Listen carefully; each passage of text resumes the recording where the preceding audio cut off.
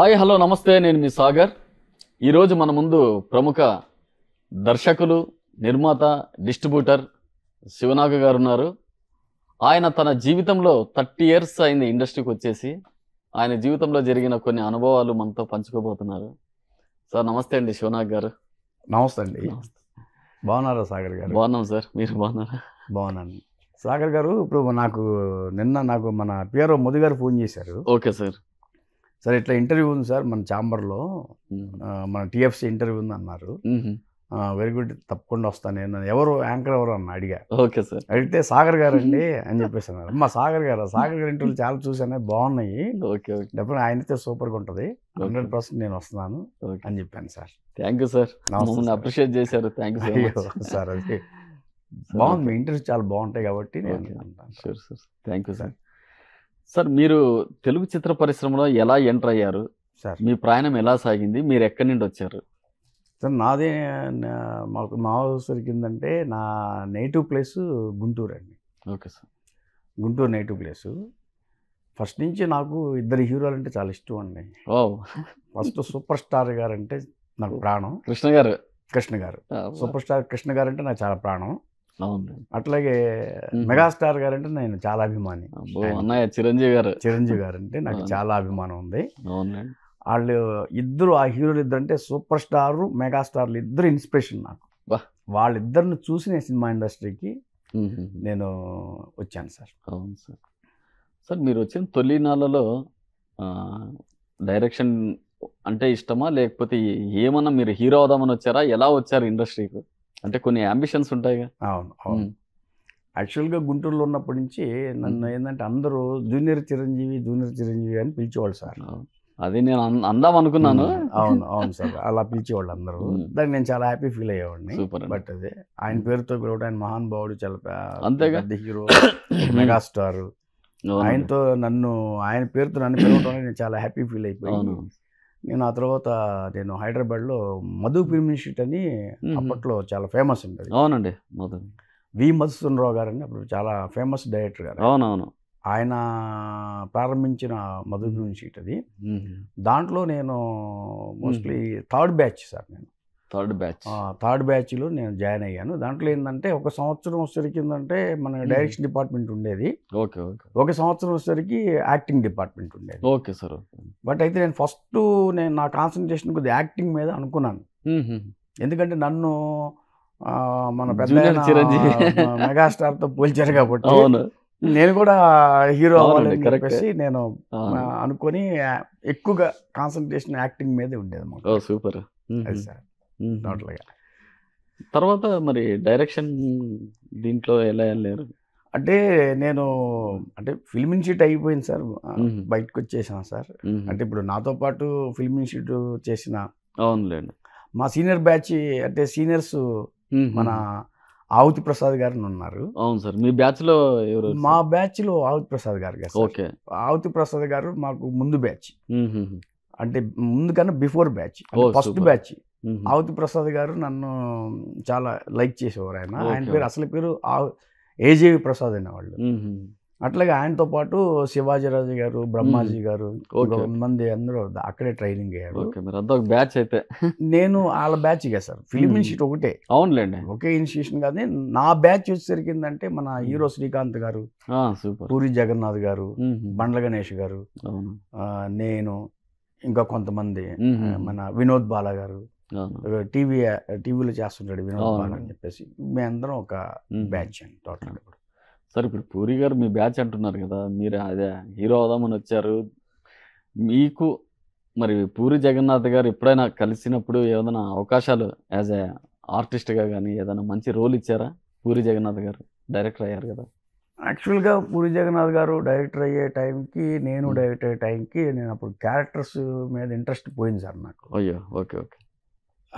అంటే ఇప్పుడు నేను 96లో నేను ఈ యాక్టింగ్ అనే దాని మీద నేను కాన్సన్ట్రేషన్ తగ్గించేసాను. Okay okay sir. 96 నుంచే అక్కడి నుంచి ఏం చేశా అంటే ఇక రైటర్గా నేను నా జర్నీ స్టార్ట్ అయింది. Super super.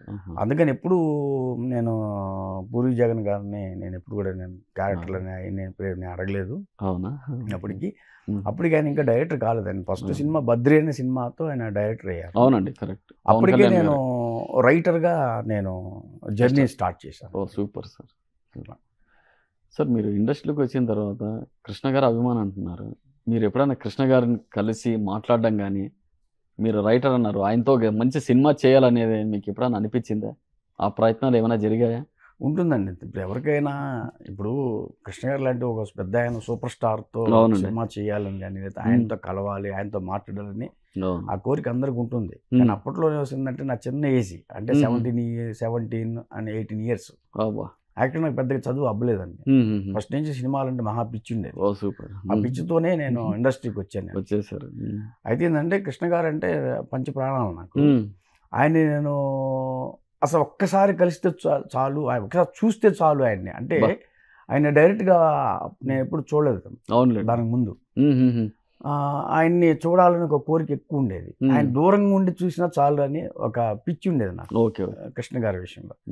అప్పుడు ఏదో విశ్వనాథ నాయకుడు ఏదో సినిమా జరుగుతుందండి పద్మాల స్టూడియోలో.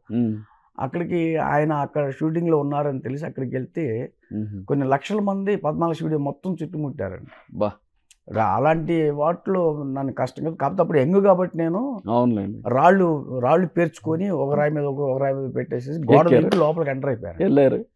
అప్పుడు సెక్యూరిటీ గార్డ్ నా వెంటబడి తరిమేశాడు అన్నమాట. అయ్యో, అది చాలా జరిగినాయి అట్లా. అప్పుడు తరిమేస్తే నాకు అతను సెక్యూరిటీ గార్డు నాకు అతను స్టిక్ కూడా నాకు తగిలింది. అయ్యో. ఆ తర్వాత అతను నన్ను బాగా లాక్కొచ్చి బయటికి తోసేసి మెయిన్ గేట్ వేసేసాడు అన్నమాట. అభిమానులు అన్నాక తగులుతూ ఉంటా. అయితే అప్పుడు నేను అనుకున్నా, అప్పుడు ఏంటంటే అంటే కృష్ణ గారి రేంజ్ అలాంటిది, సూపర్ స్టార్ రేంజ్ అలాంటిది, అంత గొప్ప వ్యక్తి. నేను ఎప్పటికైనా ఆయనతో ఒక సినిమా చెయ్యాలి అని ఎందుకో ఒక పిచ్చి ఆలోచన ఆ రోజే స్టార్ట్ అయింది నాకు. అట్లా స్టార్ట్ అయ్యి కృష్ణ గారితో సినిమా చేయాలని చెప్పేసి పట్టుదలగా ఆ రోజు నుంచి ప్రయత్నాలు మొదలుపెట్టాను సార్. టోటల్గా మళ్ళీ కలిసి ఏమని చెప్పారా సార్? అంటే కృష్ణ గారి దగ్గరికి వెళ్ళి చెప్పే అంత స్థాయి నాది కాదు అప్పుడు. అది మనసులో అయితే అనుకున్నాను కృష్ణ గారి విషయంలో. కానీ ఆయన దగ్గరికి వెళ్ళాలి కదా చెప్పాలి. అసలు నేను ఎవరినైనా ఆయన దగ్గరికి వెళ్తే ఆయన నేను ఎలా గుర్తుపడతారు, ఎలా గుర్తిస్తారు అలాంటప్పుడు ఏదైనా ఒక రూట్ ఎన్నుకోవాలి. ఆయన దగ్గర నేను వెళ్ళాలంటే ఒక రూట్ ఎన్నుకోవాలి. కాబట్టి ఆ రూట్ ఏదైతే బాగుంటుంది అని చెప్పేసి అనుకున్న తర్వాత అప్పుడు రైటర్గా నేను నా జర్నీ స్టార్ట్ చేస్తాను. అప్పటి నుంచి ఫస్ట్ రైటర్ అయితే ఏంటంటే నేను 10 మందికి తెలుస్తాను, వాళ్ళకు ఒక గుర్తింపు వస్తుంది సినిమా ఇండస్ట్రీలో. దాని మీద నేను రైటర్గా ఫస్ట్ నేను నా జర్నీ స్టార్ట్ చేసి కొన్ని నవల్స్ అవి కూడా బాగా నెంబర్ ఆఫ్ నవల్స్ అవి రాశాను. కొన్ని అప్పట్లో డైలీ వీక్లీ మ్యాగజైన్స్ ఉండేవి. ఆంధ్రభూమి, ఆంధ్రజ్యోతి అలాంటి అప్పట్లో బాగా చదివేవాళ్ళు. ఎందుకంటే అప్పుడు టీవీలు కూడా ఎందుకు కదండి, స్వాతి ఎన్ని కూడా ఉండే అన్నమాట. అయితే ఏంటంటే దాంట్లో సీరియల్స్ కూడా రాసి తర్వాత డైరెక్ట్ నవల్స్ కూడా చాలా నెంబర్ ఆఫ్ నవల్స్ నేను రాశాను. అలా నాకు పేరు కొద్దిగా నాకు కాన్ఫిడెన్స్ పెరిగింది. నేను రైటర్ని అవుతున్నాను, నేను రైటర్ని అయ్యాను అని కాన్ఫిడెన్స్ పెరిగిన తర్వాత అప్పుడు నేను సినిమా రైటర్ అవ్వాలని ఒక కోరికతో ఒక కథ తయారు చేసుకున్నాను అన్నమాట. ఆ కథే దాన్ని అంటే చేసుకొని నా ఫ్రెండ్ ఒక ఆయన ఉన్నారు అప్పట్లో. అంటే సినిమా ఇండస్ట్రీలో నాకు పెద్ద పరిచయాలంటే నాకు ఫిల్మ్ ఇన్స్టిట్యూట్లో ట్రైనింగ్ అయినా నా ఫ్రెండ్స్ తప్పిస్తే మిగతా వాళ్ళంతా నాకు పెద్ద ఇదేం లేదు టోటల్గా. అయితే ఏంటంటే నా మిత్రుడు ఉండేవాడు అప్పట్లో, సానా యాదిరెడ్డి గారిని, నాకు మంచి ఫ్రెండ్. తను నేను కలిసి నువ్వు సినిమా చెయ్యి, నేను మంచి కథని నేను ఇస్తాను, రాజేంద్ర ప్రసాద్ గారితో చేద్దాం మనం అని చెప్పేసి అన్నాను అన్నమాట. అంటే ఆయన మనకి డేట్లు ఇస్తారా అన్నారు. ఇప్పుడు రాజేంద్ర ప్రసాద్ గారు ఏంటంటే చాలా స్టార్ రేంజ్లో ఆయన ఎదిగే, ఆయన బాగా వెలుగుతున్నారండి. రాజేంద్ర ప్రసాద్ గారు మంచి యంగ్, ఆయన కూడా స్టార్, మంచి స్టార్. ఇప్పుడు అంటే కృష్ణ గారు, చిరంజీవి గారు ఎంత స్టార్స్, ఈ కామెడీ మూవీస్లో రాజేంద్ర ప్రసాద్ గారు అంత స్టార్ అన్నమాట ఆయన. సార్ నేను అదే అడగబోతున్నాను. యాక్చువల్గా రాజేంద్ర ప్రసాద్ గారికి మీకు ఏదో గొడవ జరిగింది అనేది ఒక టాక్ అయితే అప్పట్లో కొద్దిగా అనుకున్నారు. ఏదంటే ఈ పిట్టల దొర మూవీ టైంలో మీరు ప్రయత్నాలు జరిగే టైంలో రాజేంద్ర ప్రసాద్ గారికి మీ ఇద్దరికి ఏదో గొడవ జరిగిందని ఇష్యూ. అంటే గొడవ అయితే పెద్ద ఏం జరగలేదండి. ఆయనకి నాకు ఇప్పుడు రాజేంద్ర ప్రసాద్ గారితో గొడవ పెట్టుకునే అంత స్థాయి నాది కాదు. ఆయనతో గొడవ పెట్టుకునే అంత స్థాయి కాదు. అయితే నేను రాజేంద్ర ప్రసాద్ గారితో నాకు మంచి బాండింగ్ ఉంది. ఎలాంటి బాండింగ్ ఉందంటే, నేను రాజేంద్ర ప్రసాద్ గారికి ఒక కథ చెప్పానండి. ఆయనకి అప్పట్లో కథ నచ్చలేదు. రాజేంద్ర ప్రసాద్ గారికి కథ నచ్చలేదు. కథ నచ్చకపోతే తర్వాత నచ్చగా పోగా ఏం చేశారంటే, రాజేంద్ర ప్రసాద్ గారు ఉన్నారంటే ఆయన ఒకటే అన్నారండి ఫస్ట్ నాకు, అంటే సినిమా అంటే నేను నవల్స్ రాయగలిగాను. తర్వాత వీక్లీస్లో సీరియల్స్ రాయగలిగాను. అయితే సినిమా కథను ఎట్లా రాయాలో నాకు అప్పుడు పెద్దగా తెలియదు. ఆ టెక్నిక్ నాకు తెలియదు. ఆ టెక్నిక్ అన్నయ్య రాజేంద్ర ప్రసాద్ గారు నాకు చెప్పారు. దాన్ని ఎలా చేయాలి, దాన్ని ఆ ట్రీట్మెంట్ ఎలా చేయాలి ఏంటి అనేది చెప్పారు. దానికి ఇన్స్పిరేషన్గా నన్ను ఎస్వి కృష్ణారెడ్డి గారిని తీసుకోమన్నారు. ఎస్వి కృష్ణారెడ్డి గారు ఆయన కథలు ఎలా ఉంటాయి, ఆయన స్క్రీన్ ప్లే ఎలా ఉంటుంది, ఆయన డైలాగ్స్ ఏ విధంగా ఆయన మోటివేట్ చేస్తారు అని చెప్పేసి నన్ను ఎస్వి కృష్ణారెడ్డి గారిని ఇన్స్పిరేషన్గా తీసుకొని, మాయలుడైన సినిమాని మళ్ళీ 1-10 సార్లు చూడరా నువ్వు అని రాజేంద్ర ప్రసాద్ గారు నాకు చెప్తే, నేను నిజంగా చాలాసార్లు మాయలుడైన సినిమా చూసిన తర్వాత అన్నిసార్లు చూసా. అటు 10-15 టైమ్స్ చూశాను సార్. సూపర్. చూసిన తర్వాత నాకు అర్థమైందంటే, స్క్రీన్ ప్లే ఒకటి, అసలు సినిమా మనం ఎలా వర్కౌట్ చేయాలి, ఒక కథని ఎలా ట్రీట్మెంట్ చేసుకుంటే బాగుంటుందని దాని మీద నేను కొద్దిగా బాగా దాన్ని స్టడీ చేసి నేను తెలుసుకున్నాను. అంటే ఈ ఇన్స్పిరేషను, నేను ఒక సినిమా రైటర్ని అయ్యంటే కారణం ఏంటంటే రాజేంద్ర ప్రసాద్ గారు. ఆయనకి ఎప్పుడు నేను రుణపడే ఉంటాను అన్నయ్యకి. ఆయన చాలా ఇష్టం నాకు. రాజేంద్ర ప్రసాద్ గారు అంటే చాలా ఇష్టం అండి. ఆయనకి ఎప్పుడు రుణపడి ఉంటాను. ఎందుకంటే నేను ఒక కథకుడిగా నా జర్నీ ప్రారంభమైంది సినిమా ఇండస్ట్రీలో అంటే దానికి ఆద్యుడు, గురువు నాకు రాజేంద్ర ప్రసాద్ గారు.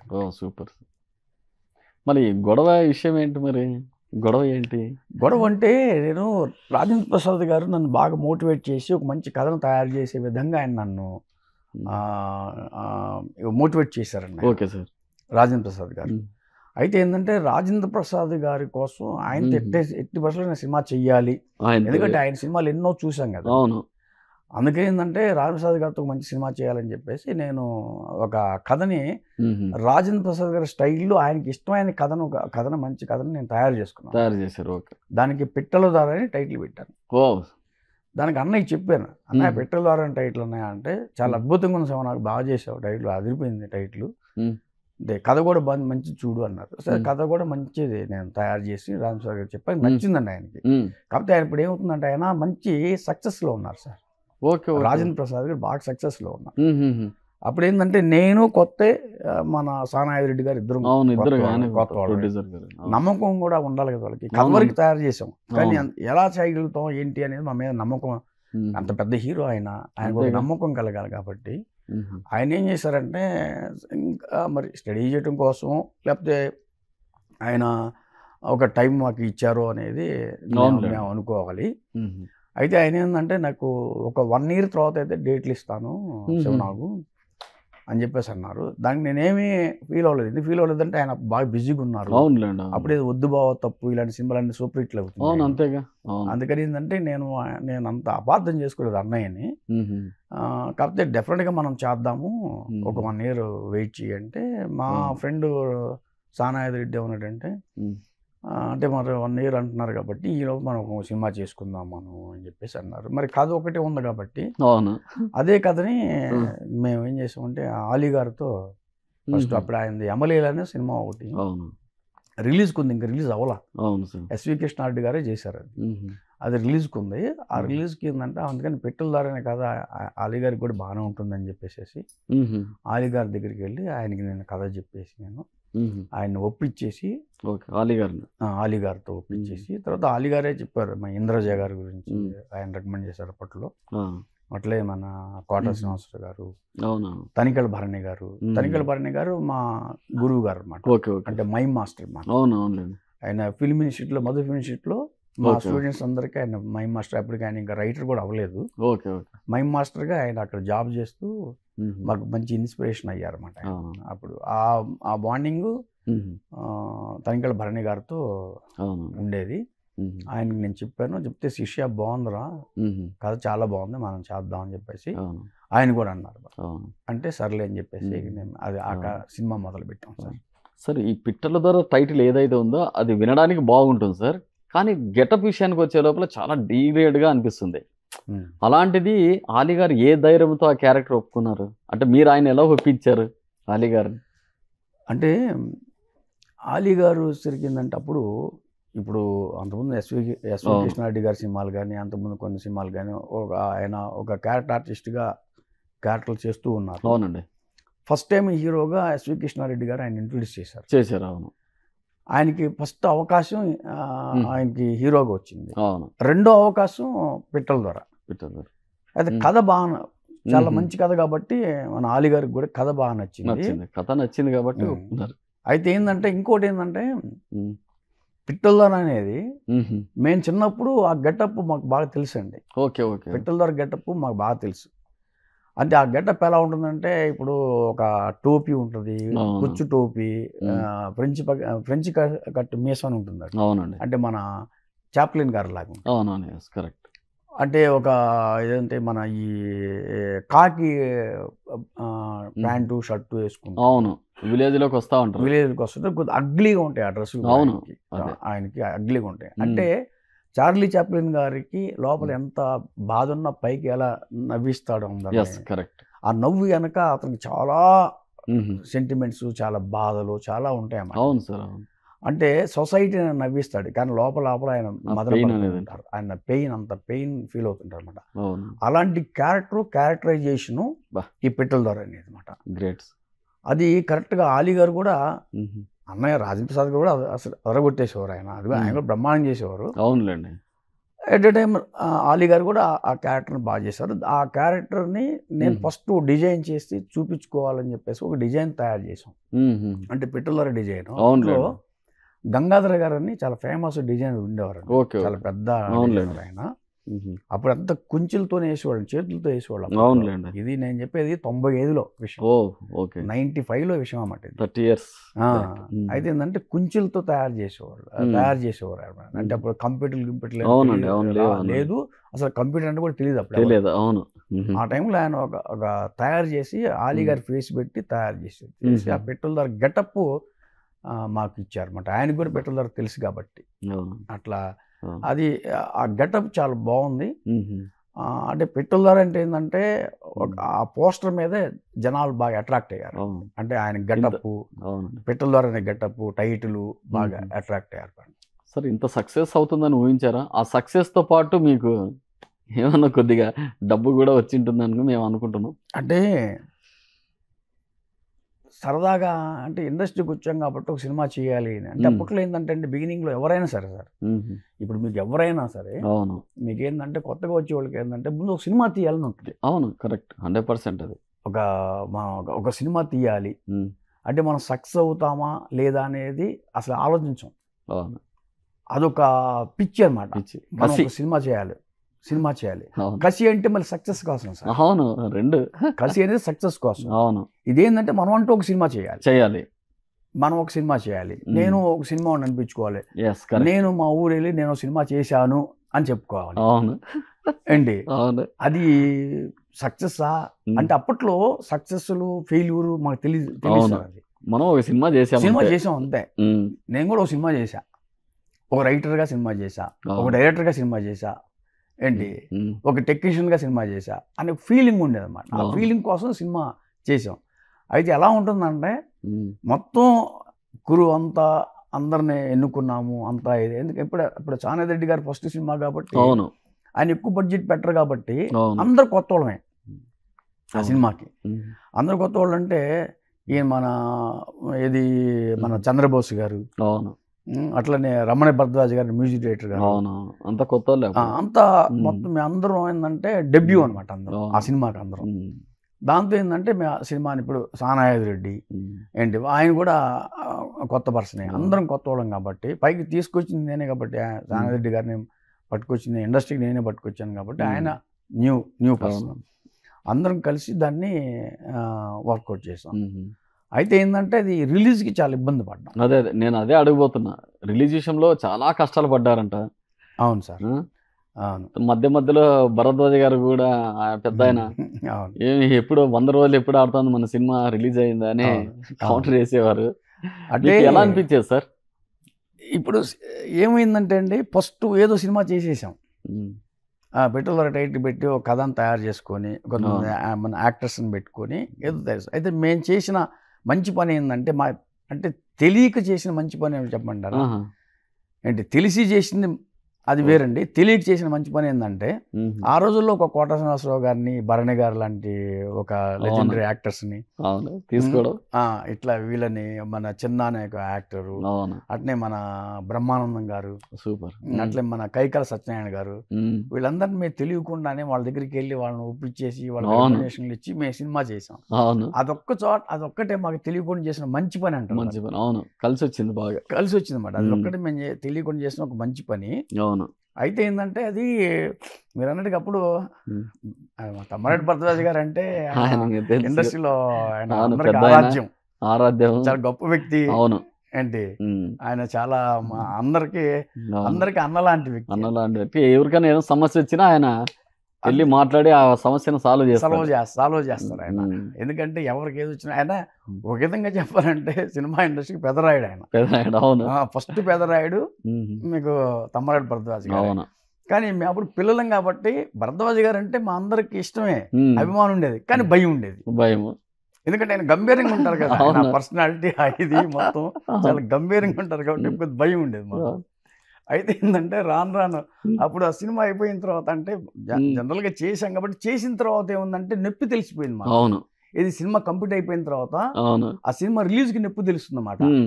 అరే కొత్త ప్రొడ్యూసర్ డబ్బులు పెట్టాడు యాదిరెడ్డి, అతను కూడా తను మాలాగే పిచ్చితో వచ్చాడు సినిమాకి, తను కూడా చేశాడు. కానీ ఆయన రిలేటివ్స్ కానీ ఆయన మిత్రులు కానీ ఫ్రెండ్స్ కానీ వీళ్ళంతా ఏంటంటే అరే అంత డబ్బు పెట్టావు నువ్వు, సినిమా ఏదిరా, సినిమా రిలీజ్ లేదు, ఏం లేదు, అసలు మేము చూడాలి కదా అని చెప్పేసి వాళ్ళంతా గోల్ చేయడం కొద్దిగా డిఫర్ అయ్యాడు ఆయన యాదిరెడ్డి గారు నా మీద. మరి డిఫర్ అయినప్పుడు మరి అప్పుడు నేను ఏం చేయాలి? అప్పుడు ఎట్లా ఇప్పుడు ఆయన తీసుకొచ్చింది నేను కాబట్టి నేను బయట వేయాలి. అందుకని ఏంటంటే షోలు వేస్తుండేవాళ్ళం, ఎవరు వచ్చినా ఒక్క డిస్ట్రిబ్యూటర్ వచ్చినా షో వేసేవాళ్ళం. అది కొత్తగా పోయి షోలు వేస్తుంటే భరద్వాజ్ గారు మమ్మల్ని చూస్తుండేవాడు ఆయన. అవునండి, ఎప్పుడు చేసినా షో వస్తున్నాడు. రాను అంటే భరద్వాజ్ గారు చూస్తున్నారని తప్పించుకుంటూ వెనక నుంచి వచ్చి లోపలికి వెళ్ళేవాళ్ళం సినిమా చూడటానికి. అవునులేండి, ఓసారి ఆయనకి దొరికిపోయా, నేను భరద్వాజ్ గారికి దొరికిపోయి ఇంటర్వ్యూలు ఎప్పుడు బయటకు వస్తే టక్మని ఉన్నాడు ఆయన. బయటకు వచ్చారు ఆయన మన ఛాంబర్లో. అవునులేండి, నన్ను ఆయన ఏం చేశారంటే అరే ఎట్రా నువ్వు అని పిలిచారు. అన్న చెప్పండి అన్న అంటే ఏంద్ర పిట్టల్లో ఎక్కడ వేసుకున్నావు నువ్వు? 100 ఆడింది ఇక్కడ, నీకు 100 షోలు అయింది, ఇంకా 100 షోలు వేసావు, 100 వేసావు ఇక్కడ పిట్టల ధర, నీ సినిమా నీ పిట్టల 100 రోజులు అన్నారు. కానీ ఆయన ఏ ముహూర్తంతో అయితే ఆ మాట అన్నారు, అవునులేండి, సినిమా రిలీజ్ అయిన తర్వాత అన్ని జిల్లాల్లో కూడాను 100 రోజులు తగ్గకుండా ఆడిన సినిమా అన్నది. Great, super duper hit cinema. Ali గారి చరిత్రలో యమలీల, పిట్టల ధర రెండు సూపర్ డూపర్ హిట్. అవును, సూపర్ హిట్లు అండి ఈ రెండు కూడా. ఆనందం బాగుంటుంది కదండి, హ్యాపీ కదా మనం. అంతే కదండి సార్. ఇప్పుడు మధ్యలో ఏమన్నా మీకు ఆలీ గారికి ఏమన్నా మనస్పర్ధలు కానీ ఏమన్నా వచ్చాయా? అంటే మరి మీరు ఆయనతో కంటిన్యూషన్గా చేయలేదు కదా మూవీస్, అంటే మీ ఇద్దరి మధ్య ఏమన్నా విభేదాలు వచ్చాయా ఆలీ గారికి మీకు ఏమన్నా? ఆలీ గారికి నాకు విభేదాలు అయితే లేవు కానండి. ఆలీ గారు నాకు బాగా మంచి మిత్రుడు, నాకైనా ఒక విధంగా చాలా మంచి వ్యక్తి ఆలీ గారికి. మా అబ్బాయి పుట్టినప్పుడు మేము ఉయ్యాలు వేసినప్పుడు మా ఇంటికి వచ్చి ఆలీ గారు తను చాలా హ్యాపీగా మాకు చాలా మంచి గిఫ్ట్లు అది ఇచ్చేవాడు బాబుకి. ఆలీ గారు అంతా మేమందరం అంటే నేనన్నా నా ఫ్యామిలీ మేమందరితో బాగా ఆయన బాండింగ్ బాగుంది ఆలీ గారితో. వాళ్ళ ఇంట్లో కూడా నాకు అలాగే ఉండేది. బట్ ఆలీ గారు మంచి వ్యక్తి, కానీ గొడవలు అయితే ఏం లేదు. కానీ ఆలీ గారితో అంటే మీరు అడిగిన క్వశ్చన్ ఏంటంటే మళ్ళీ ఆలీ గారితో మళ్ళీ మీరు ఎందుకు సినిమా చేయలేదు, గ్యాప్ ఉంది కదా. ఆలీ గారితో ఏంటంటే పిట్టల ధర తర్వాత ఆయన మనకి దొరకలేదండి. ఎందుకంటే చాలా ఆయన మంచి హీరో అయిపోయాడు. చాలా సినిమాలు నెంబర్ ఆఫ్ మూవీస్ ఆయనకి పిట్టల ధర తర్వాత సినిమాలు వచ్చాయి. ఆయన బాణీలు ఆయన చేసుకుంటూ వెళ్ళిపోతున్నారు మొత్తం. ఆ తర్వాత నేను చేసుకున్న కథల్లో ఆలీ గారికి సరైన పాత్ర పడకపోవడంతో నేను ఆలీ గారిని నేను కలవలేకపోయాను అనమాట. అట్లా ఇప్పటికీ ఆయన నాతో బాగుంటారండి, ఫ్రెండ్లీగానే ఉంటాం ఆలీ గారు నేను. ఆయనకి నాకు ఎటువంటి గొడవలు లేవు సార్. ఓకే. సార్ ఇప్పుడు మీరు సూపర్ స్టార్ కృష్ణ గారి అభిమాని అని చెప్పారు, సెకండ్ ఫేజ్ తీసుకుంటే మెగాస్టార్ చిరంజీవి గారి అభిమాని అని కూడా చెప్పారు. అవును సార్. తొలి రోజుల్లో మీరు మెగాస్టార్ గారిని కలిసేవారా, ఆయనతో జర్నీ ఎలా ఉండేది? కానీ ఇక్కడ ఒక సంఘటన అయితే మాకు తెలిసింది, చిరంజీవి గారే మీకోసం కార్లో వెయిట్ చేసేవారంట, మీరు వచ్చే వరకు శివనాగ రాని అప్పుడు వెళ్దామనేవారంట. అంటే అంత బాండింగ్ ఏంటి సార్ మీ ఇద్దరికి? అంటే చిరంజీవి గారు అంటే మీకు చెప్పాను కదా, కృష్ణ గారు అంటే ప్రాణం. అవును. చిరంజీవి గారు అంటే విపరీతమైన అభిమానం. వాహ్ సూపర్. చిరంజీవి గారు అంటే అయితే ఏమైందంటే నాకు ఫస్ట్ నేను ఒక చిన్న విషయం మీకు చెప్పాలి. నేను ఫిల్మ్ ఇన్స్టిట్యూట్ అయిపోయిన తర్వాత, మొదటి ఫిల్మ్ ఇన్స్టిట్యూట్ అయిపోయిన తర్వాత నేను మోహన్ గాంధీ గారిని ఒక డైరెక్టర్ ఉన్నారు, చాలా ఫేమస్ కర్తవ్యం చేశారు ఆయన. ఆయన డైరెక్షన్లో రామోజీరావు గారు రామోజీ ఫిల్మ్ సిటీ మీద పూజకి పనికిరాని పువ్వు అని సినిమా చేస్తున్నారు. దానికి నన్ను బాపిరెడ్డి గారు చాలా ఇప్పుడు విజయబాబు గారు మన ఈటీవీ బాపిరెడ్డి గారు అప్పట్లో ఆయన నన్ను పిలిపించేసి ఒక వేషంకి నాకు చెప్పారన్నమాట. చెప్తే దాంట్లో ఆ పూజకి పనికిరాని పువ్వు సినిమాలో నేను మన బాలాజీ గారు ఆర్టిస్ట్, బాలాజీ గారు, మేమిద్దరము దాంట్లో ఒక క్యారెక్టరు. బాలాజీ గారు పెద్ద క్యారెక్టర్, నేను చిన్న క్యారెక్టర్, అంటే ఆయనతో అంటే ఒక తమ్ముడు లాంటి క్యారెక్టర్.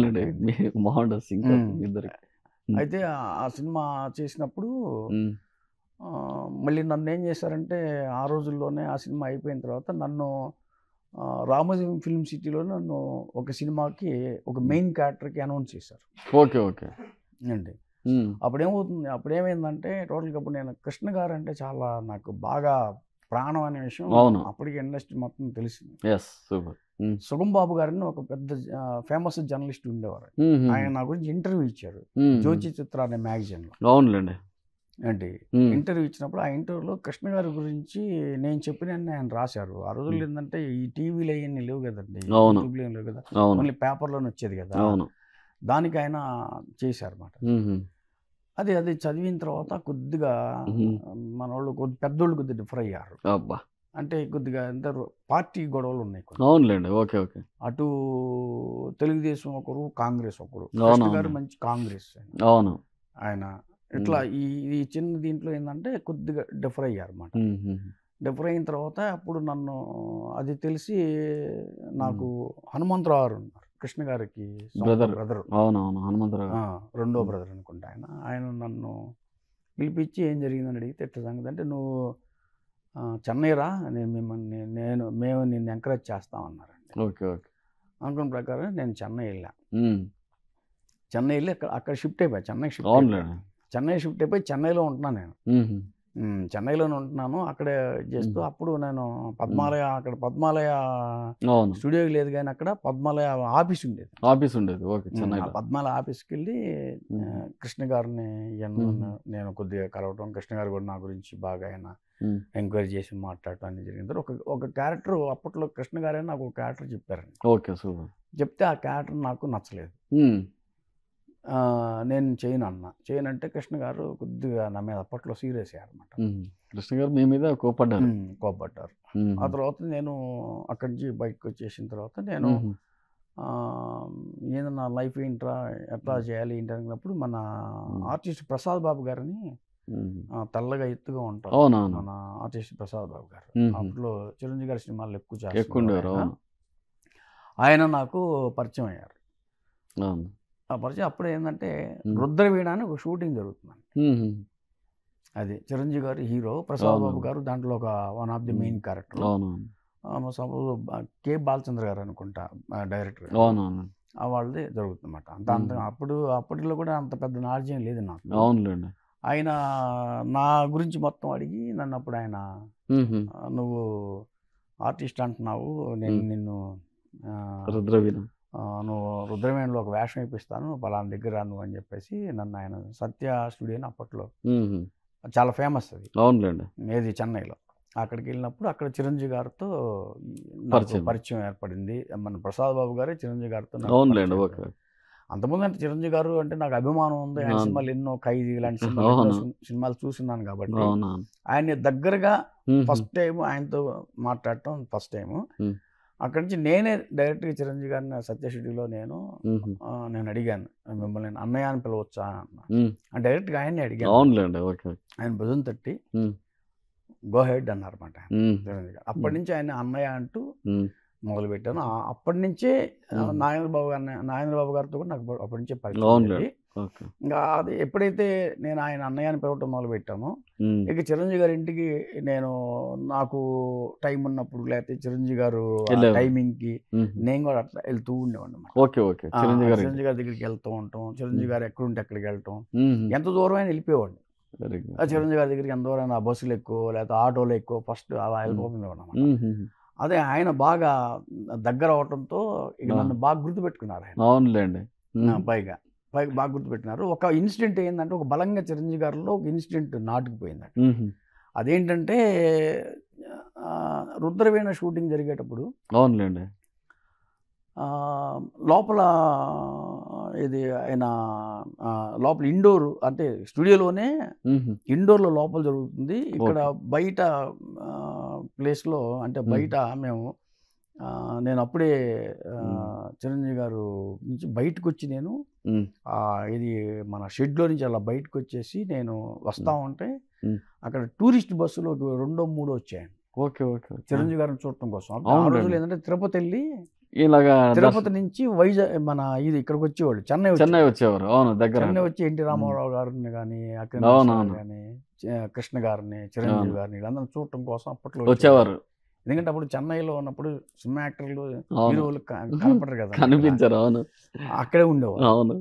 అంటే వీళ్ళు ఏంటంటే వెంకటేశ్వర స్వామిని దర్శించుకున్న తర్వాత నెక్స్ట్ ఎన్టీ రామారావు గారిని, కృష్ణ గారిని, చిరంజీవి గారిని దర్శించుకోవడానికి వచ్చేవారు.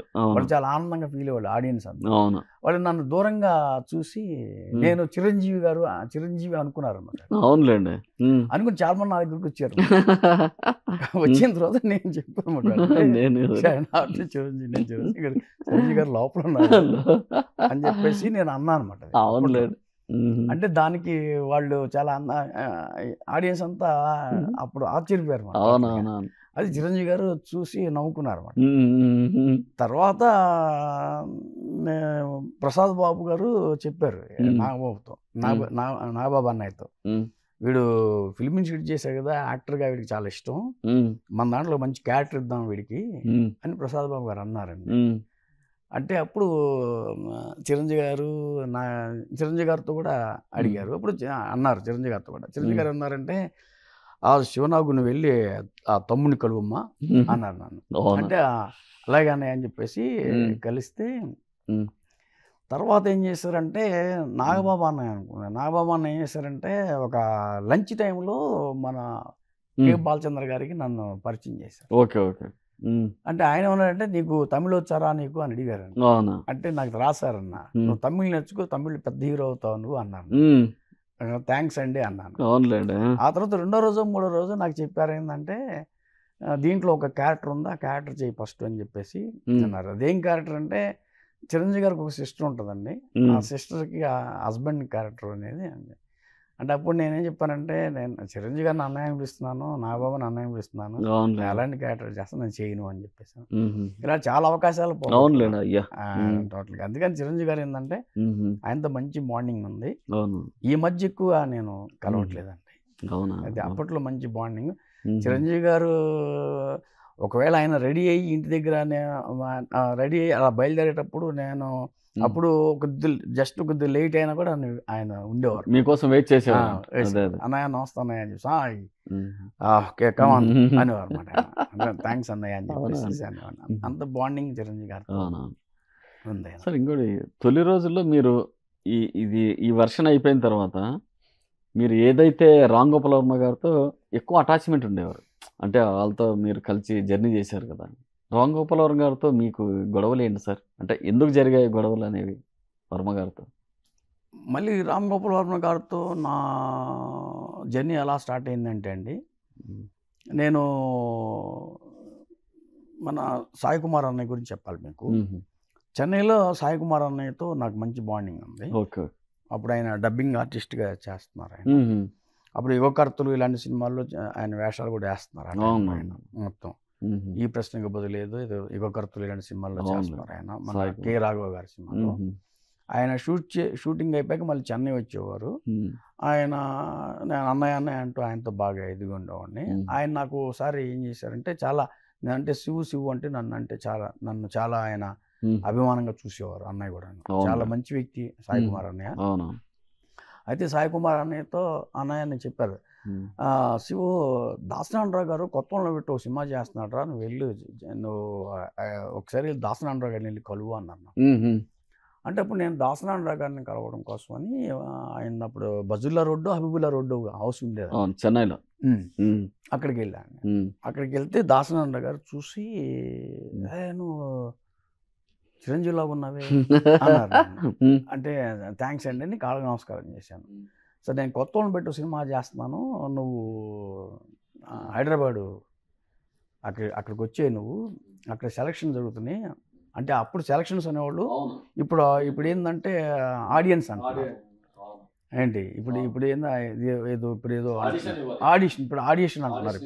ఇప్పుడు ఆడిషన్ అంటున్నారు, అప్పుడే సెలక్షన్స్ అప్పుడు, ఇప్పుడు ఏమన్నా ఆడిషన్స్ ఇప్పుడు అంటుంది టోటల్గా. అందుకని ఇక అప్పుడు అక్కడికి వచ్చినప్పుడు దాసనారాయణరావు గారు సెలెక్ట్ చేసుకున్నారండి నన్ను. ఆయన సెలెక్ట్ చేసుకున్నారు. తర్వాత ఆయన కొద్దిగా ఆ టైంలో కొద్దిగా ఏదో మరి ప్రాబ్లం వల్ల ఆ సినిమా చేయలేదు ఆయన. దాంతో చాలా నిరుత్సాహపడిపోయాను నేను. ఇక ఆర్టిస్ట్గా మనం అనవసరం ఇంకా చేయటం అనేది, ఇక అనవసరంగా మనకి ఆర్టిస్ట్గా ఏం కలిసి రావట్లేదు ఇక. కాబట్టి ఏంటంటే మనకు వద్దని చెప్పేసి అన్న టైంలో నాకు మన ఉత్తేజ్ గారు కూడా బాగా మంచి ఫ్రెండు, మన జేడి చక్రవర్తి గారు నాకు బాగా అప్పుడు ఫ్రెండు. అప్పుడు రామ్ గోపాల్ వర్మ గారు నాకు అంతగా తెలియదు. ఈ ఫ్రెండ్షిప్లో ఏంటంటే వాళ్ళతో పాటు నేను ఉండటంతో ఏంటంటే వర్మ గారి దగ్గరికి వెళ్ళటం. అప్పుడు వర్మ గారు రామ్ గోపాల్ వర్మ గారు ఒక సినిమా చేస్తున్నాను, చేయబోతున్నారు అది అనేది ఒక డిస్కషన్స్ నడుస్తున్నాయండి. దానికి కథ ఏంటంటే, ఫస్ట్ పుచ్చా రామకృష్ణ గారు అని అప్పట్లో టీవీ సీరియల్స్ అవి రాస్తుండేవాడు. ఆయన దగ్గర కూర్చోబెట్టుకొని రామ్ గోపాల్ వర్మ గారు కథని ప్లాన్ చేస్తున్నారు. అంటే పుచ్చా రామకృష్ణ గారు అంటే మాకు ఫిల్మ్ ఇన్స్టిట్యూట్లో సీనియర్ బ్యాచ్ అంటే. ఆ తర్వాత ఆయన ప్లేస్లో మళ్ళీ భరణి గారు వచ్చేసారు. అది దాంట్లోకి ఆ సినిమా ఏంటంటే మన యార్లగడ్డ సురేంద్ర గారు ప్రొడ్యూస్ చేస్తున్నారు, నాగార్జున గారు హీరోగా. అవునండి, మా రామ్ గోపాల్ వర్మ గారు డైరెక్టర్గా ఆయన చేస్తున్నారు. దానికి నేను ఫస్ట్ వర్మ గారు నన్ను అసిస్టెంట్ డైరెక్టర్గానే నన్ను రమ్మన్నారు. నేను ఇంకో కొంతమంది అందరూ ఆయన దగ్గర అసిస్టెంట్ డైరెక్టర్గానే మేము స్టార్ట్ చేసామండి. అయితే ఏంటంటే కొద్దిగా అప్పుడు నాకేంటంటే కొద్దిగా చిరంజీవి గారి ఇన్స్పిరేషన్ ఎక్కువ ఉండేది, నాకు ఫ్లేవర్ అలా తగులుతుండేది. అంటే ఆయనలాగా డ్రెస్సులు వేయటం, ఆయనలాగా హెయిర్ స్టైల్, ఆ వాకింగ్, ఇది మొత్తం నిల్చోవటం అన్న అలా చేసేవాడిని. ఇప్పుడు కూడా కొద్దిగా ఇంకా తగ్గలేదండి, చాలా వరకు ఇప్పుడు ఆటోమేటిక్గా చాలా వరకు తగ్గింది. కానీ ఎప్పుడన్నా కనపడుతూనే ఉంటుంది మళ్ళీ. ఇంకా అలాంటి అంటే ఆయన నరనరాల్లో నాకు మొత్తం పాకిపోయి ఉంది చిరంజీవి అన్నయ్య విషయంలో. అయితే ఏంటంటే అప్పటికి రామ్ గోపాల్ గారు ఏం తప్పలేదండి. ఆయనకి ఏంటంటే ఒకరిని ఇమిటేట్ చేయొద్దని నీకు 100 సార్లు చెప్పా అని చెప్పేసి అంటుండేవారు. అంటే అది నేను ఇమిటేషన్ ఏం చేయట్లేదే, ఎందుకు అనుకుంటున్నారు వీళ్ళందరూ అని నేను అనుకునేవాడిని. ఇప్పుడు ఈయనే ఇమిటేట్ చేయట్లేదు, వీళ్ళు ఎందుకు అనుకుంటున్నారు అంటే, ఇప్పుడు వాకింగ్ స్టైలు నాకు అలాగే ఉంది మొదటి నుంచి కూడా. నాకు అప్పుడు బాడీ బిల్డింగ్ ఎక్కువ చేసేవాడిని, ఆ బాడీ గీడి బాగా ఎక్కువ ఉండేది. రోజుకు 4-5 గంటలు జిమ్ చేసేవాడిని, మజిల్స్ బాగుండేవి, ఆ డ్రెస్సు అట్లా ఉండేది, లుక్ అలా ఉండేది. మరి వీళ్ళంతా ఎందుకు అనుకుంటున్నారని చెప్పేసి ఎవరైతే నన్ను విమర్శనాత్మకంగా మాట్లాడుతున్నారో వాళ్ళని కొద్దిగా నేనేం చేస్తానంటే నెగిటివ్గా తీసుకునేవాడిని. అది నెగిటివ్గా తీసుకునేవాడిని అన్నమాట. అది దాంతో కొద్దిగా ఏంటంటే కొద్దిగా ఇబ్బంది పడేవాడిని. అప్పటికి సినిమా ఆల్రెడీ శివ అనే సినిమా స్టార్ట్ అయింది. అప్పటికి ఆయన 2 సార్లు 3 సార్లు నాకు చెప్పారు. ఒకరోజు మాత్రం బాగా సీరియస్ అయిపోయాడు నాన్న. అన్నపూర్ణ స్టూడియోలోనే సీరియస్ అయిపోవడంతో నేను కొద్దిగా ఫీల్ అయ్యానమాట. ఫీల్ అయ్యి నేను అక్కడి నుంచి మానుకున్నాను. వర్మ గారి దగ్గరికి వెళ్ళటం టోటల్గా నేను గొడవలు అయితే ఏమి లేవండి. ఆ గొడవలు అయితే ఏమి లేవు, కానీ ఇన్స్పిరేషన్ డైరెక్టర్గా ఇన్స్పిరేషన్ ఆయనే నాకు. ఇప్పటికైనా అప్పటికైనా డైరెక్టర్గా ఇన్స్పిరేషన్ వర్మ గారే. కాకపోతే ఏంటంటే ఇక్కడ జరిగింటే వర్మ గారు లాంటి టెక్నీషియన్ లేరు సార్. ఆయన చాలా గొప్ప టెక్నీషియన్. ఆయన రామ్ గోపాల్ వర్మ గారు అది మేకింగ్ స్టైల్లో ఆయనకున్న ఐడియాస్, ఆయనకున్న ఇది ఎవరికి లేదండి. అప్పట్లో మేము విన్నదంటే అప్పట్లో మణిరత్నం గారు తమిళకి, తెలుగు రామ్ గోపాల్ వర్మ గారు. ఈ మధ్య అసలు రామ్ గోపాల్ వర్మ గారిని నేను ఒక డైరెక్టర్ అయిన తర్వాత మళ్ళీ ఆయన కలవలేదు సార్. నేను ఆయన్ని మళ్ళీ ఎప్పుడు నేను కలవలేదు టోటల్గా వర్మ గారిని.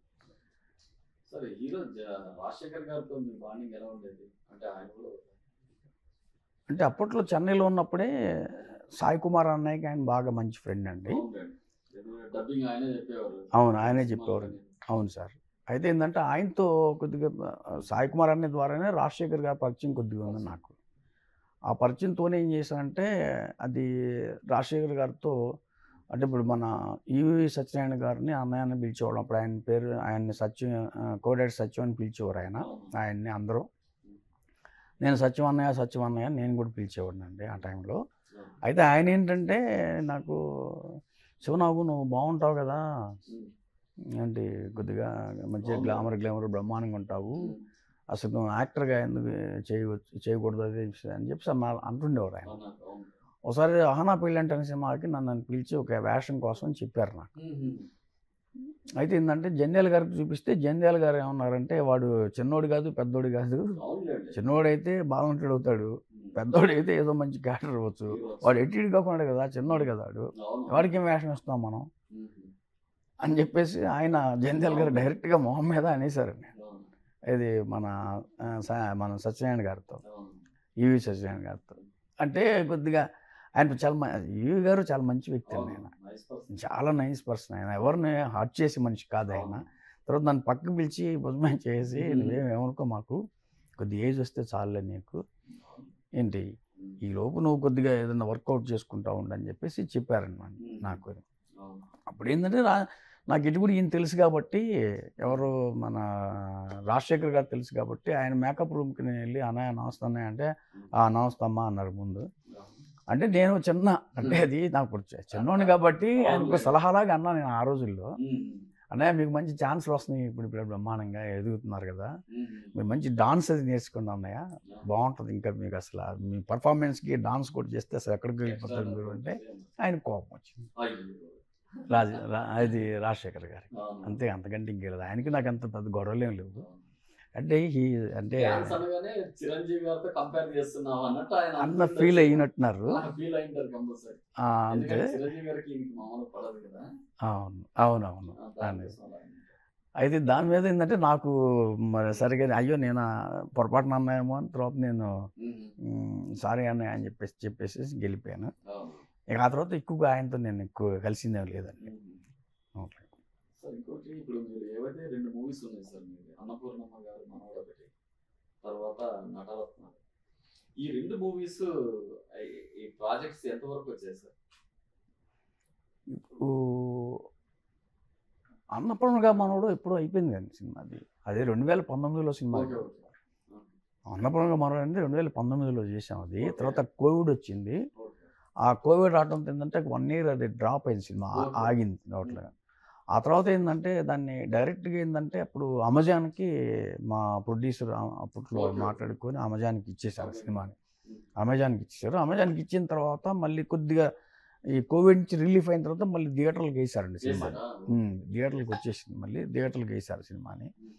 అది అనుభవంగా 2019 సినిమా. అది ఇక నటరత్నాలు అంటే నా ఓన్ ప్రాజెక్టు. మంచి టైటిల్ ఉంది, క్యాచ్ టైటిల్ అండి. అయితే నటరత్నాలు అనేది ఇప్పుడు ఏంటంటే మన లాస్ట్ ఇయర్ 2024లో నేను సినిమా చేసి దాన్ని రిలీజ్ చేశాను. అట్లా అది ఆ సినిమా కూడా కొద్దిగా కథ ఏంటంటే, బిగ్ బాస్ ఎవరైతే ఇనాయా సుల్తానా గారు కొంతమంది సపోర్ట్ చేయలేదు అనేది ఒక టాక్ వచ్చింది సార్.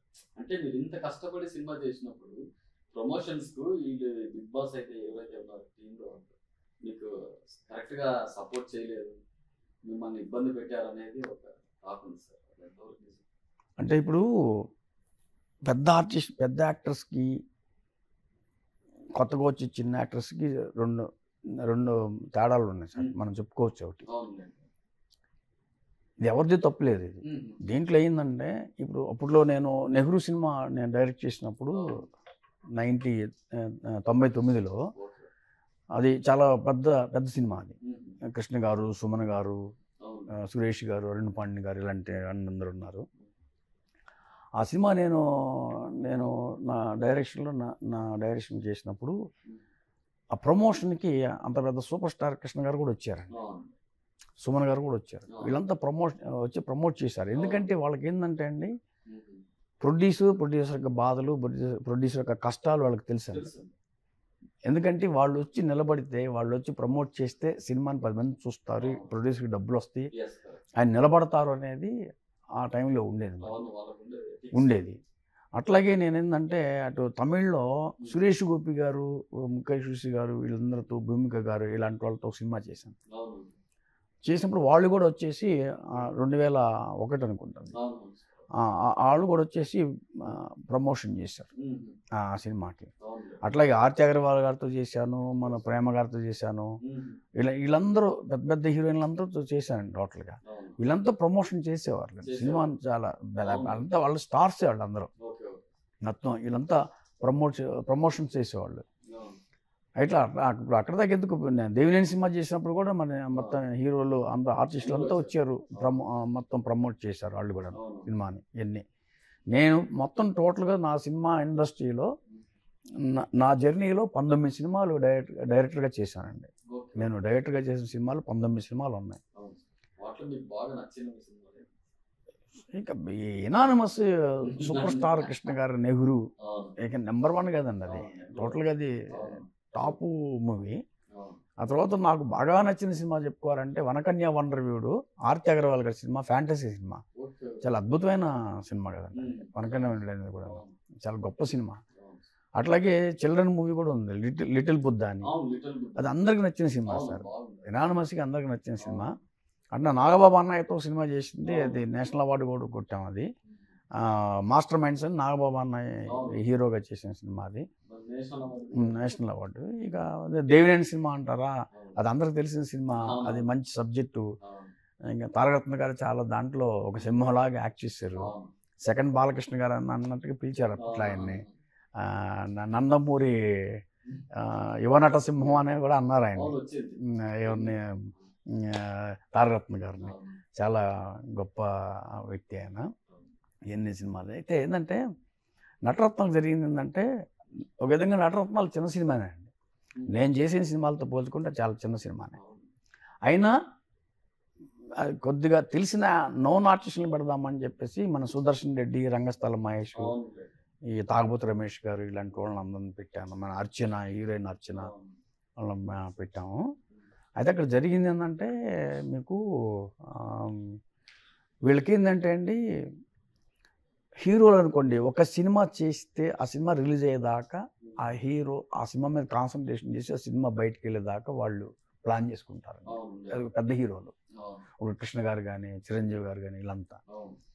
వీళ్ళు ఏంటంటే ఒక క్యారెక్టర్ ఆర్టిస్టులతో నేను మెయిన్గా పెట్టి సినిమా చేయటం నేను చేసిన పెద్ద పొరపాటు. అది ఒక క్యారెక్టర్ ఆర్టిస్టులు ఉన్నారు అంటే, ఇప్పుడు ఒక సుదర్శన్ రెడ్డి, రంగస్థల మహేష్, ఇలాంటి ఆర్టిస్టులను పెట్టుకున్నాను. ఇనయ సుల్తానా అనే అమ్మాయి కొత్త అమ్మాయి. ఆ అమ్మాయికి అసలు ఏం తెలియదు ఫస్ట్లో. ఒక విధంగా చెప్పాలంటే, కెమెరా సైడ్ ఉంటే అమ్మాయి సైడ్ నిల్చునేది. నేనే పిలిచి, కెమెరా ఎక్కడ ఉందో నువ్వు ఎక్కడ నిల్చున్నావు అని చెప్పేసి ఆ అమ్మాయిని ఇనయ సుల్తానా అని ఇట్లాగే అనేవాడిని నేను. అప్పుడు అమ్మాయి కెమెరా చూసుకొని సారీ అని చెప్పేసి మళ్ళీ కెమెరా దగ్గరికి వచ్చి ఉండేదన్నమాట. ఇట్లా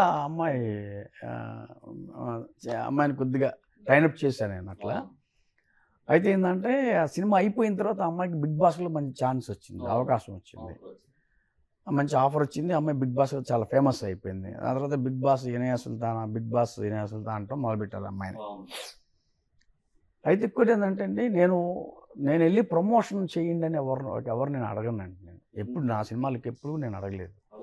పెద్ద హీరోలతో చేసినప్పుడు వాళ్ళే వచ్చి ప్రమోట్ చేశారు, వాళ్ళకి బాధ్యత ఉంటుంది కాబట్టి. ఈ చిన్న యాక్టర్స్ని ఎవరు మీరు ప్రమోషన్ చేయండి అని ఎప్పుడు నేను వెళ్ళి అడగలేదు నేను. కాకపోతే నటరత్నానికి మాత్రం ప్రమోషన్ కోసం రమ్మని చెప్పేసి మన సుదర్శన్ రెడ్డి అనే యాక్టర్ని, మహేష్ని, మన రంగస్థల మహేష్ని అడిగాను. వాళ్ళు వేరే ఎక్కడో ఉన్నాము, షూటింగ్ జరుగుతుంది, వైజాగ్లో ఉన్నాం, అక్కడ ఉన్నాం, ఎక్కడో అని చెప్పేసి అన్నారు.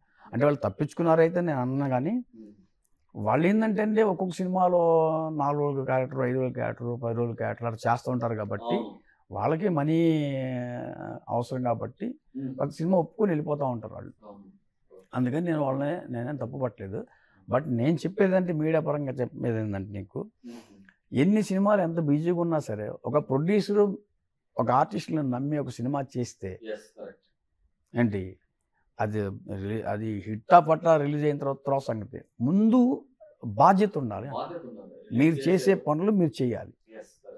ఒక ప్రొడ్యూసర్ కష్టపడి ఇప్పుడు ఈ రోజు అంటే ఒక చిన్న సినిమా అంటే 2 కోట్లకు తక్కువ లేదండి, ఒక 2 కోట్లకి తక్కువ లేదు ఈరోజు. అయితే ఏంటంటే ఆ 2 కోట్లు ఎంత కష్టపడితే ఒక ప్రొడ్యూసర్కి వస్తాయి. తను అంటే ఆ 2 కోట్లు ఖర్చు పెట్టి మీ మీద సినిమా చేస్తున్నాడంటే మీరు ఎంత బాధ్యతగా ఉండాలి. ఆ బాధ్యత మీకు లేకపోవటం అనేది అది ప్రొడ్యూసర్ ఎంత స్పాయిల్ అవుతాడు, చాలా బాధ అనిపిస్తుంది. అంటే ప్రతి ఆర్టిస్ట్కి నేను చెప్పేది అదేనండి, అది తప్పు అనమాట. అది మీరు ఎంత బిజీగానే ఉన్నాను కానీ ఆ టైంకి లేదు, మీరు ఆ టైంలో బిజీగా ఉన్నారు, సార్ ప్రొడ్యూసర్ గారికి చెప్పండి, డైరెక్టర్కి చెప్పండి, ఆ టైం మీరు పెట్టుకోమాకండి, మేము పలానా టైంలో కొద్దిగా ఫ్రీగా ఉంటాం, అప్పుడు పెట్టుకొని వస్తాం మేము అని చెప్పేసి దాంట్లో యాక్ట్ చేసిన మీరు అందరూ కలిసి ఒక తల మాట చెప్తున్న తల ఒక రీల్ పెడితే కనీసం ఆడియన్స్ కొద్దిగానే వస్తారుగా, కొన్ని టికెట్లు తగ్గుతాయి కదా. అట్లానే అంటుంది. అంటే సినిమా అయిపోయిన తర్వాత అండి ఎటువంటి అటు వెళ్ళిపోయారు అనుకోండి, ప్రొడ్యూసరు డైరెక్టర్ ఏమైపోతారు, డైరెక్టర్కి ఒక ఫ్యామిలీ ఉంటుంది, ప్రొడ్యూసర్కి ఒక ఫ్యామిలీ ఉంటుంది. వాళ్ళంతా ఏమైపోతారు అంటే సినిమా షూటింగ్ జరిగినంత కాలం అందరు కలిసే ఉన్నారు, షూటింగ్ అయిపోయి ఫస్ట్ కాపీ వచ్చినాక దాని ప్రమోషన్కి రాకపోతే ఎట్లా ఉంటుందండి, అది చాలా బాధాకరమైన విషయం అన్నమాట. అది చాలా తప్పు అనమాట. అది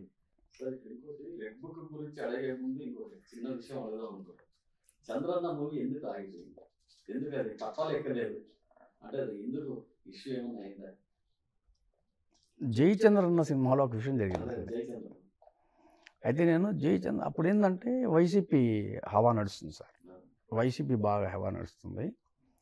జయచంద్రన్న అన్న సినిమా నేను అంటే ఈ చంద్రబాబు గారి మీద సినిమా చేయాలి అని చెప్పేసి నేను, ఎందుకంటే చంద్రబాబు గారు అంటే నాకు విపరీతమైన అభిమానం ఉంది, ఆయన అంటే చాలా ఇష్టం చంద్రబాబు గారు అంటే నాకు. ఎందుకంటే ఆయన ఎప్పుడు విజనరీ అండి, ఆయన చంద్రబాబు గారు ఎప్పుడు విజనరీ. అంటే ఆయన గురించి ఆయన ఆలోచించరు, ఆయన అంతసేపటికి ఏంటంటే మన రాష్ట్రం గురించి ఆలోచిస్తారు, రాష్ట్రాన్ని డెవలప్ చేయాలి. ఆయన ఎంతసేపటికి ఏంటంటే సింగపూర్, అమెరికా వాటితో పోటీ పడతారు ఆయన. అంటే మందు కూడా ఆ రేంజ్లో ఉండాలి, మన సిటీస్ కూడా ఆ రేంజ్లో ఎదగాలి, ఒక అమెరికా లాగా ఒక సింగపూర్ లాగా ఉండాలని కోరిక పాప ఆయన. ఆయన ఎందుకని ఏం చేస్తారంటే ఆయన తిన్నారో లేదో కూడా తెలియదు పాప ఆయనకి, టైం కూడా తినరు అనుకుంటా. ఎందుకంటే ఆ ఫేస్లో ఆయన చాలా ఆయనకి ఏంటంటే ఒక ఇది కనిపిస్తూ ఉంటుంది పాపం ఎప్పుడు ఆయనకి మొత్తం. ఎంతసేపటికి ఏంటంటే ఏదో చేయాలి అని చెప్పేసి అంటుంటారు కదా. అలాంటి వ్యక్తి మీద సినిమా చేస్తే బాగుంటుంది మనకి అని చెప్పేసి నేను అప్పటికి చాలామంది అన్నారంటే ఇప్పుడు వైసీపీ ఉంది, ఆమె సినిమా చేస్తే తీసుకెళ్ళి లోపలేస్తారు నిన్ను అని చెప్పేసి అన్నారు. నేను లోపల వేసినా నన్ను చంపినా కూడా చంద్రబాబు గారితో సినిమా చేయాలి, చంద్రబాబు గారి మీద సినిమా చేయాలి, చంద్రబాబు గారి యొక్క విజనరీ మీద చేయాలి, ఆయన ఎంత మంచి వ్యక్తితో చేయాలి అనే దేని మీద నేను ఒక కథ తయారు చేసుకొని నేను ప్లాన్ చేసుకున్నాను. అయితే ఏంటంటే నేను అప్పుడు నేను విజయవాడ వెళ్ళి విజయవాడలో కొంతమందితో నేను మీటింగ్స్లో కూర్చున్నానండి. వాళ్ళంతా కమ్మాళ్ళే, అంతా చౌదరీసే మొత్తం. మరి వాళ్ళంతా తెలుగుదేశం పార్టీనే కదా మొత్తం. వాళ్ళ సపోర్ట్ నేను తీసుకుందాం అని చెప్పి నేను వెళ్ళాను సార్. వెళ్తే నేను టోటల్గా నేను చూసింది ఏంటంటే, నేను ఎక్కడికి వెళ్ళినా చౌదరీస్ దగ్గరికి ఎక్కడికి వెళ్ళినా చంద్రబాబు గారు చౌదరీస్కి ఏం చేశాడు, చంద్రబాబు గారు కమ్మాళ్ళకి ఏం చేశాడు, ఇదే టాపిక్ అండి. ఎవరైనా నన్ను అడిగిన క్వశ్చన్స్ అయ్యే అడుగుతున్నారు అందరూ. చంద్రబాబు గారు చౌదరికి ఏం చేశాడు, కమ్మాళ్ళకి ఏం చేశారు, నువ్వు కమ్మాడివేగా, నీకేం చేశాడు, మేము కమ్మాడు మాకేం చేశారు, ఇలా మాట్లాడారు అందరూ నన్ను అందరూ ఇలా మాట్లాడారండి. దాంతో నేను ఏం చేశానంటే మరి చంద్రబాబు గారు ఉన్నప్పుడు మరి వీళ్ళేగా నాయకులు, చాలా వరకు నాయకులు మరి వీళ్ళే ఉన్నారు నాయకులు. ఇప్పుడు ఆయన పదవిలో లేడు కాబట్టి ఆయన చిన్న చూపు చూస్తూ ఆయన రకరకాలుగా మాట్లాడటం దేనికి? అందుకే నేను కొద్దిగా మనస్తాపం చెంది ఫీల్ అయ్యాను. నేను అప్పటికి ఒక నాయకుడు ఉన్నాడండి, విజయవాడలో ఉంటాడండి, పేరొద్దు, ఆయన చౌదరి. అప్పటికి ఆయన ఏమన్నాడంటే చంద్రబాబు గారు మీ సినిమా చేస్తే ఎవడు చూస్తాడా, ఆయన ఏమన్నా టాపా, ఆయన పెద్ద ఇదా అండి. ఒకవేళ చంద్రబాబు గారు వచ్చినంత మాత్రం మనకి చేసేది ఏముంటుంది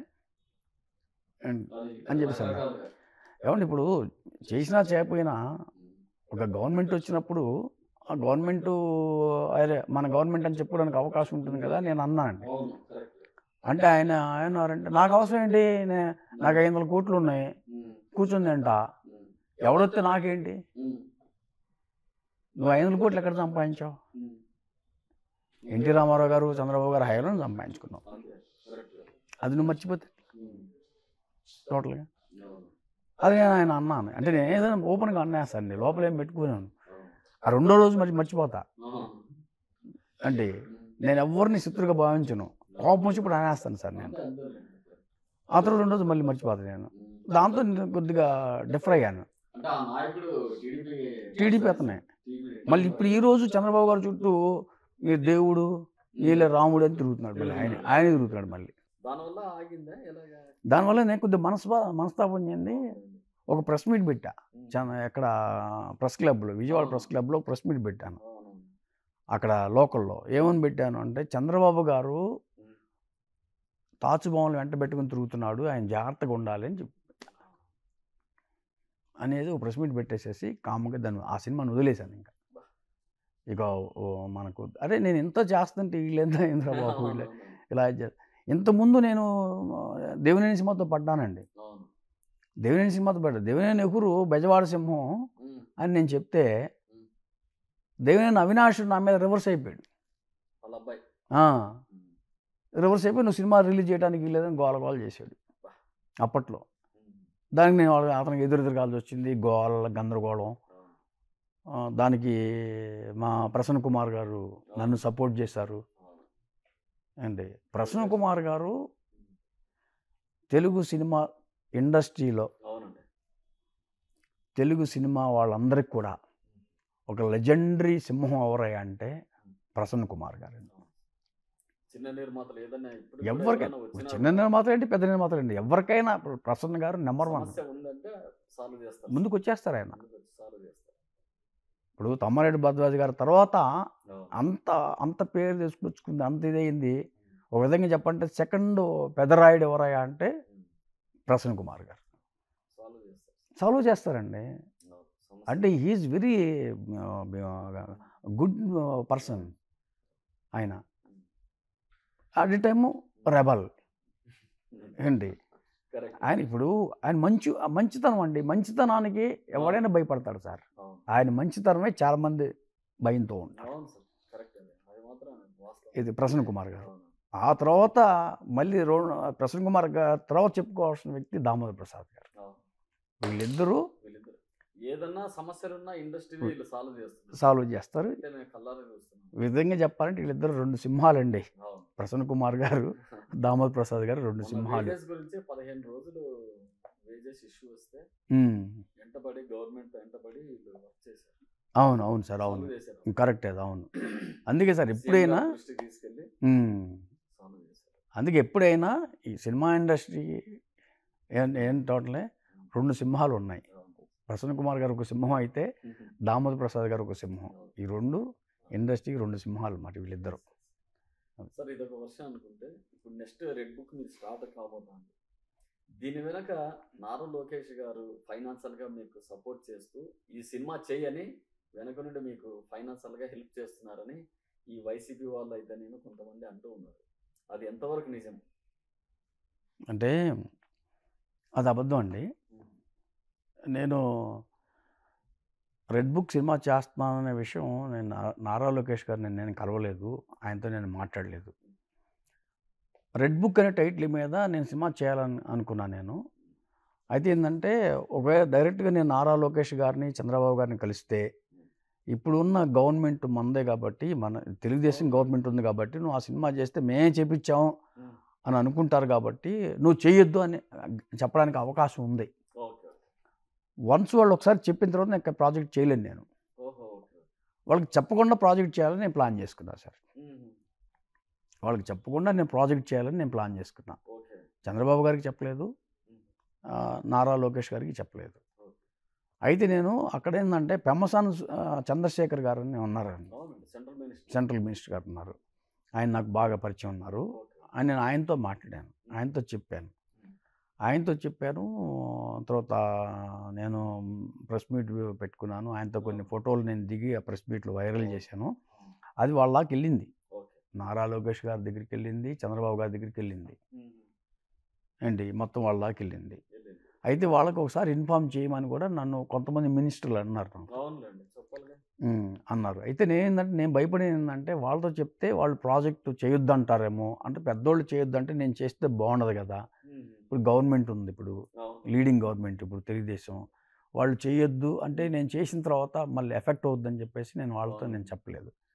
బట్ అది ఆ సినిమా అనేది ఏంటంటే ఆగిందని చాలామంది అనుకుంటున్నారు. నేను ఒక సినిమా అనుకుంటే నా ఆపనండి, ఇప్పుడు డెఫినెట్గా సినిమా చేస్తాను, నేను రిలీజ్ చేస్తాను. అది హిట్ ఆఫ్ అట్లా తర్వాత సంగతి. నేను ఏ సినిమా చేసినా నేను చేస్తానంటే చేస్తాను, చేసిన తర్వాత దాన్ని మార్కెట్లోకి తీసుకొస్తాను. అయితే అక్కడ ఏమైందంటే నాకు రెడ్ బుక్ అనేది స్కేల్ పెద్దదండి.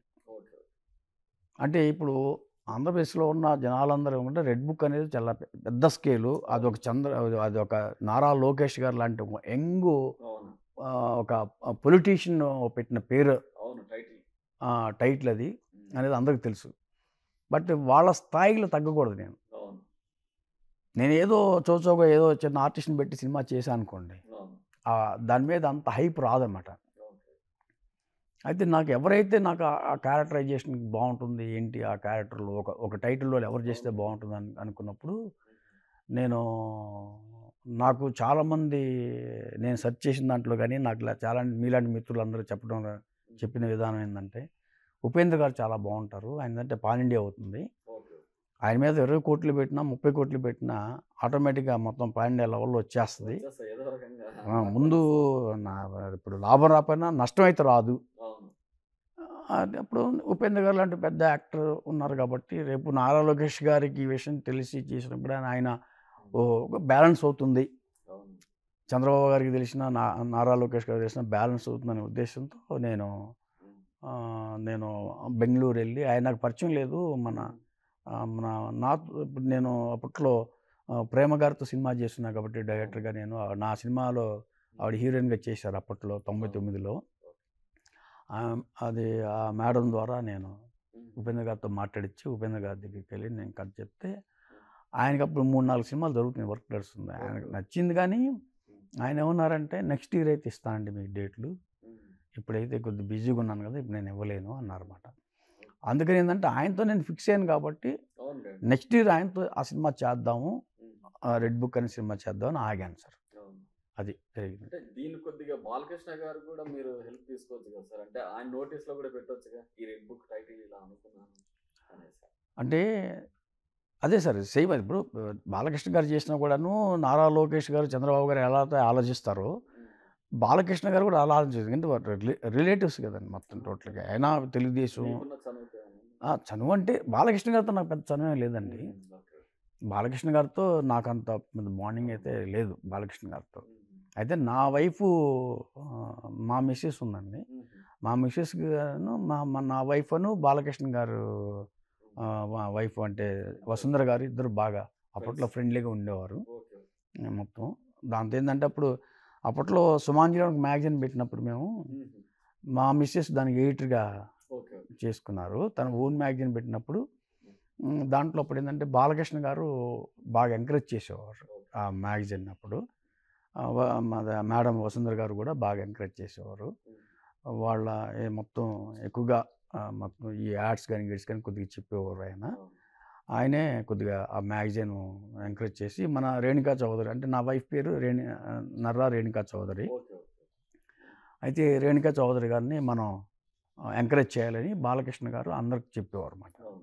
అట్లా అప్పట్లో బాగా ఇదిగా ఉండేది తప్ప, అంతే తప్ప బాలకృష్ణ గారితో నాకు అంత బాండింగ్ ఉండేది కాదు. నాకున్న బాండింగ్ ఎవరితో అంటే మన సూపర్ స్టార్ కృష్ణ గారితో, చిరంజీవి గారితో, అంటే నాగబాబు అన్నయ్యతో, సుమన్ గారితో, ఇలాంటి ఈ హీరోలందరితో నాకు బాగా ఉండేది అన్నమాట టోటల్గా. సార్ ఇంకొకటి, ఇప్పుడు మీరు ఏదైతే మెగా ఫ్యామిలీ అనుకున్నారు, మెగాస్టార్ ఫ్యాన్స్ అనేసి, మరి మీరు మెగాస్టార్ ఫ్యామిలీలో ఏ హీరోతో అయినా మీరు డైరెక్షన్ ఏమైనా చేయబోతున్నారా? ఫ్యూచర్లో ఏమైనా మేము ఎక్స్పెక్ట్ చేయొచ్చా? డైరెక్షన్ చేస్తారా? మెగా ఫ్యామిలీలో నేను నెక్స్ట్ సినిమా అంటారా, ఇంతకుముందు చేసిన సినిమాలు అంటారా? నెక్స్ట్దా ఇంతకుముందు చేసే సినిమా అంటే నెక్స్ట్ చేసే సినిమా ఏంటంటే, నేను ఇంకేమీ అనుకోలేదండి మెగా ఫ్యామిలీతో చేయాలని నేను అనుకోలేదు. ఎందుకంటే ఇప్పుడు ఒక డైరెక్టర్గా ఒకప్పుడు బాగానే నేను ఎక్కువ సాధించుకుంటూ వెళ్ళాను, మంచి సినిమాలు చేశాను. కానీ ఇప్పుడు డైరెక్టర్గా కొద్దిగా తగ్గాను కాబట్టి మెగా ఫ్యామిలీ హీరోలందరూ ఇప్పుడు పెద్ద స్థాయికి వెళ్ళిపోయారండి. ఇప్పుడు నేను వెళ్ళి వాళ్ళని డేట్లు నేను అడగలేను. అప్పట్లో ఇప్పుడు నాగేంద్రబాబు అన్నయ్యతో సినిమా చేశాను కదా, ఆయన హీరోగా చేశాను టోటల్గా నాగబాబు అన్నయ్యతో. అయితే ఏంటంటే ఇప్పుడు ఉన్న పొజిషన్లో ఏంటంటే, అప్పుడు కొద్దిగా నేను మార్కెట్లో బాగున్నాను కాబట్టి చేయగలిగాను ఆ మెగా ఫ్యామిలీలో కూడా. ఇప్పుడు వెళ్ళి మెగా ఫ్యామిలీలో నేను సినిమా అడిగేంత పరిస్థితుల్లో నేను లేను అనుకుంటున్నాను. అందుకే ఇప్పుడు ఒకవేళ మనం అడిగినా వాళ్ళు మొహమాటానికి సాయి ధర్మతేజ్ గారిని వీళ్ళు ఎవరైనా సరే, సరే అన్నయ్య మంచి కథ తీసుకో, నెక్స్ట్ చేద్దాం అంటారు తప్పిస్తే, నాకు ఇమీడియట్గా డేట్లు ఇస్తారన్న నమ్మకం నాకు లేదండి. అందుకే నేనేం అదేం అడగలేదు, అంత ఆశ కూడా నాకు లేదన్నమాట. సార్ ఇక్కడ ఇంకో విషయం అడగాలి మిమ్మల్ని. జర్నలిస్ట్ ప్రభు గారు తర్వాత ఏబిఎన్ నాగేంద్ర గారితో మీ పరిచయం అంటే మీ సాన్నిహిత్యం ఎలా ఉండేది, ఫ్రెండ్షిప్ వాళ్ళతో? సీనియర్ మోస్ట్ జర్నలిస్టులు అండి ప్రభు గారు కానీ, మన ఏబిఎన్ నాగేంద్ర గారు కానీ. అంటే చాలా గుడ్ పర్సన్స్ అండి వాళ్ళు, చాలా మంచి వ్యక్తులు వాళ్ళు. వాళ్ళకి లోపల ఏముండదు, వాళ్ళు ఒక్కళ్ళే ఉంటారు. ఇప్పుడు లోపల ఒకటి బయట ఒకటి వాళ్ళు ఎప్పుడు పెట్టుకోరా. నాకు దాసనారాయణరావు గారి దగ్గర, నేను అప్పట్లో దాసనారాయణరావు గారి దగ్గర నేను అప్పుడు డైరెక్టర్ని కాకముందు నుంచి దాసనారాయణరావు గారి దగ్గరికి వెళ్తుంటామండి అప్పట్లో. ఆయన గురువుగారు చూస్తుండేవాడు, అంతే ఆయన శిష్యులు వీళ్ళంతా. నేను గురువుగారు అంటూ దాసనారాయణరావు గారి దగ్గరికి వెళ్తున్నాను. దాసనారాయణరావు గారు కూడా నన్ను జూనియర్ చిరంజీవి అని పిలిచేవారు ఆయన. ఆ టైం నుంచి నాకు మన జర్నలిస్ట్ ప్రభు అన్నయ్యతో మంచి స్నేహం ఉంది. అప్పటికి ఇప్పటికి ఆయన అలాగే ఉంటారు నన్ను. నేను అప్పట్లో డైరెక్టర్ని కాకముందు నుంచి నేను బ్యాచులర్గా ఎలాగున్నానో, ఈరోజు డైరెక్టర్గా ఈ 32 సంవత్సరాల జర్నీలో ఆ రోజు ప్రభు అన్నయ్య నాతో ఎలా ఉన్నారో ఈ రోజుకి అలాగే ఉంటారు. అంటే ఆయన చాలా ఓపెన్ హార్టెడ్ మనిషి అండి ప్రభు అన్నయ్య. ప్రభు గారు చాలా మంచి వ్యక్తి. ఆయన అంటే నాకు చాలా అభిమానం, చాలా ఇష్టం కూడా. జర్నలిస్ట్గా ఆయన ఒక పెద్ద స్థాయికి ఎదిగారండి ఆయన, ఎందుకంటే ఆయన మంచితనమే. ఈరోజు స్టార్ జర్నలిస్ట్ ఆయన, అంత పెద్ద రేంజ్ అయింది ఇది ప్రభు గారిది. అట్లాగే ఏబిఎన్ నాగేంద్ర గారు ఒకసారి దేవినేని సినిమా విషయంలో ఆయన ఒక ఏదో ఆడియో ఫంక్షన్లోనో ట్రైలర్ ఫంక్షన్లోనో ఆయన నా గురించి చాలా గొప్పగా మాట్లాడారు ఆయన. అట్లా శివనాగ్ గారు, మరి ఆయన నాకు ఇప్పుడు కాదు ఎప్పటి నుంచో తెలుసు. ఆయనతో చేసిన ఏ నిర్మాత ఇంతవరకు ఆయన నష్టపోలేదు. ఆయన చెప్పింది వాస్తవం. శివనాగ్ గారుకి సినిమాలు అంటే చాలా ఇష్టం. ఆయన ఇక్కడే ఉంటున్నారు, ఇక్కడే బతుకుతున్నారు. ఆయన ఇక్కడే ఉంటారు. ఆయన సినిమా ఇదే అంతే. ఆయనకి అంత సినిమాలంటే అంత ప్రాణం ఆయనకి, మన శివనాగ్కి. మనందరం శివనాగ్ గారిని మనం ఎంకరేజ్ చేయాలి, మనం సపోర్ట్ చేయాలి ఆయన్ని అని అన్నారు చూసారా. ఆయన చాలా హ్యాపీ సార్. నేను చాలా హార్ట్ఫుల్గా ఆయనకి నేను మనస్ఫూర్తిగా మీడియా పరంగా మన ఏబిఎన్ నాగేంద్ర గారికి కానీ, అట్లాగే మన ప్రభు అన్నయ్యకి కానీ నేను మనస్ఫూర్తిగా నా హార్ట్ఫుల్ థ్యాంక్స్ వాళ్ళకి. చాలా గొప్ప వ్యక్తులు అండి వాళ్ళు, చాలా మంచి వ్యక్తులు. అయితే జర్నలిజం అంటే జర్నలిస్ట్ మొత్తం టోటల్గా ఉన్న సీనియర్ మోస్ట్ అందరూ వినాయకరావు గారు కావచ్చు, అట్లాగే మన బాక్స్ ఆఫీస్ రమేష్ గారు, మన లక్ష్మీ నివాస్ గారు కానీ మొత్తం ఆల్ జర్నలిస్టులంతా మొత్తం ఆ జర్నలిస్టులంతా కూడా నాకు అప్పట్లో నుంచి అందరం కలిసి జర్నీ చేసిన వాళ్ళమే. మొత్తం అందరూ చెన్నై నుంచి కలిసి అందరం కలిసి జర్నీ చేసుకుంటూ అదే స్నేహం ఇప్పటికీ మా మధ్య ఉంది. ఇప్పటికి మా మధ్య నేనంటే వాళ్ళకి అంత అందరికీ అంత సీనియర్ మోస్ట్ జర్నలిస్టులుగా అంత స్థాయికి వాళ్ళు ఎదిగినా సరే వినాయకరావు గారు కానీ, ప్రభు అన్నయ్య కానీ, మరి నాగేంద్ర గారు కానీ, అట్నే బాక్స్ ఆఫీస్ రమేష్ గారు కానీ అందరూ మరి మన ఆర్ఎఫ్సి ఉమామహేశ్వరరావు గారు కానీ వీళ్ళంతా నన్ను ఇప్పటికీ అభిమానిస్తారు. వాళ్ళంటే ఇప్పటికి నాకు ఇష్టమే. వాళ్ళలో ఎప్పుడు మనస్ఫూర్తిగా అభిమానిస్తారు సార్. వాళ్ళందరంటే నాకు చాలా ఇష్టం. ఈరోజు సినిమా ఇండస్ట్రీలో ఈ మాత్రం ఒక శివనాగు అనే పేరు నాకు వచ్చిందంటే వాళ్ళంతా సపోర్టు, వాళ్ళు నాకు ఇచ్చిన ధైర్యం అన్నమాట. సార్ ఇంకోటి, మెగాస్టార్ చిరంజీవి గారి అభిమాని మీరు, కానీ తొలినాళ్ళలో సుప్రీం హీరో అని ఉండేది చిరంజీవి గారికి. సుప్రీం, అలాంటి సుప్రీం అనే పేరుని మీ అబ్బాయికి నామకరణం చేశారని తెలిసింది. అది ఎంతవరకు నిజం సార్? నిజమేనండి. నిజమా? నాకు చిరంజీవి గారి మీద ఉన్న అభిమానం, ఆయన అంటే ఇష్టం నాకు.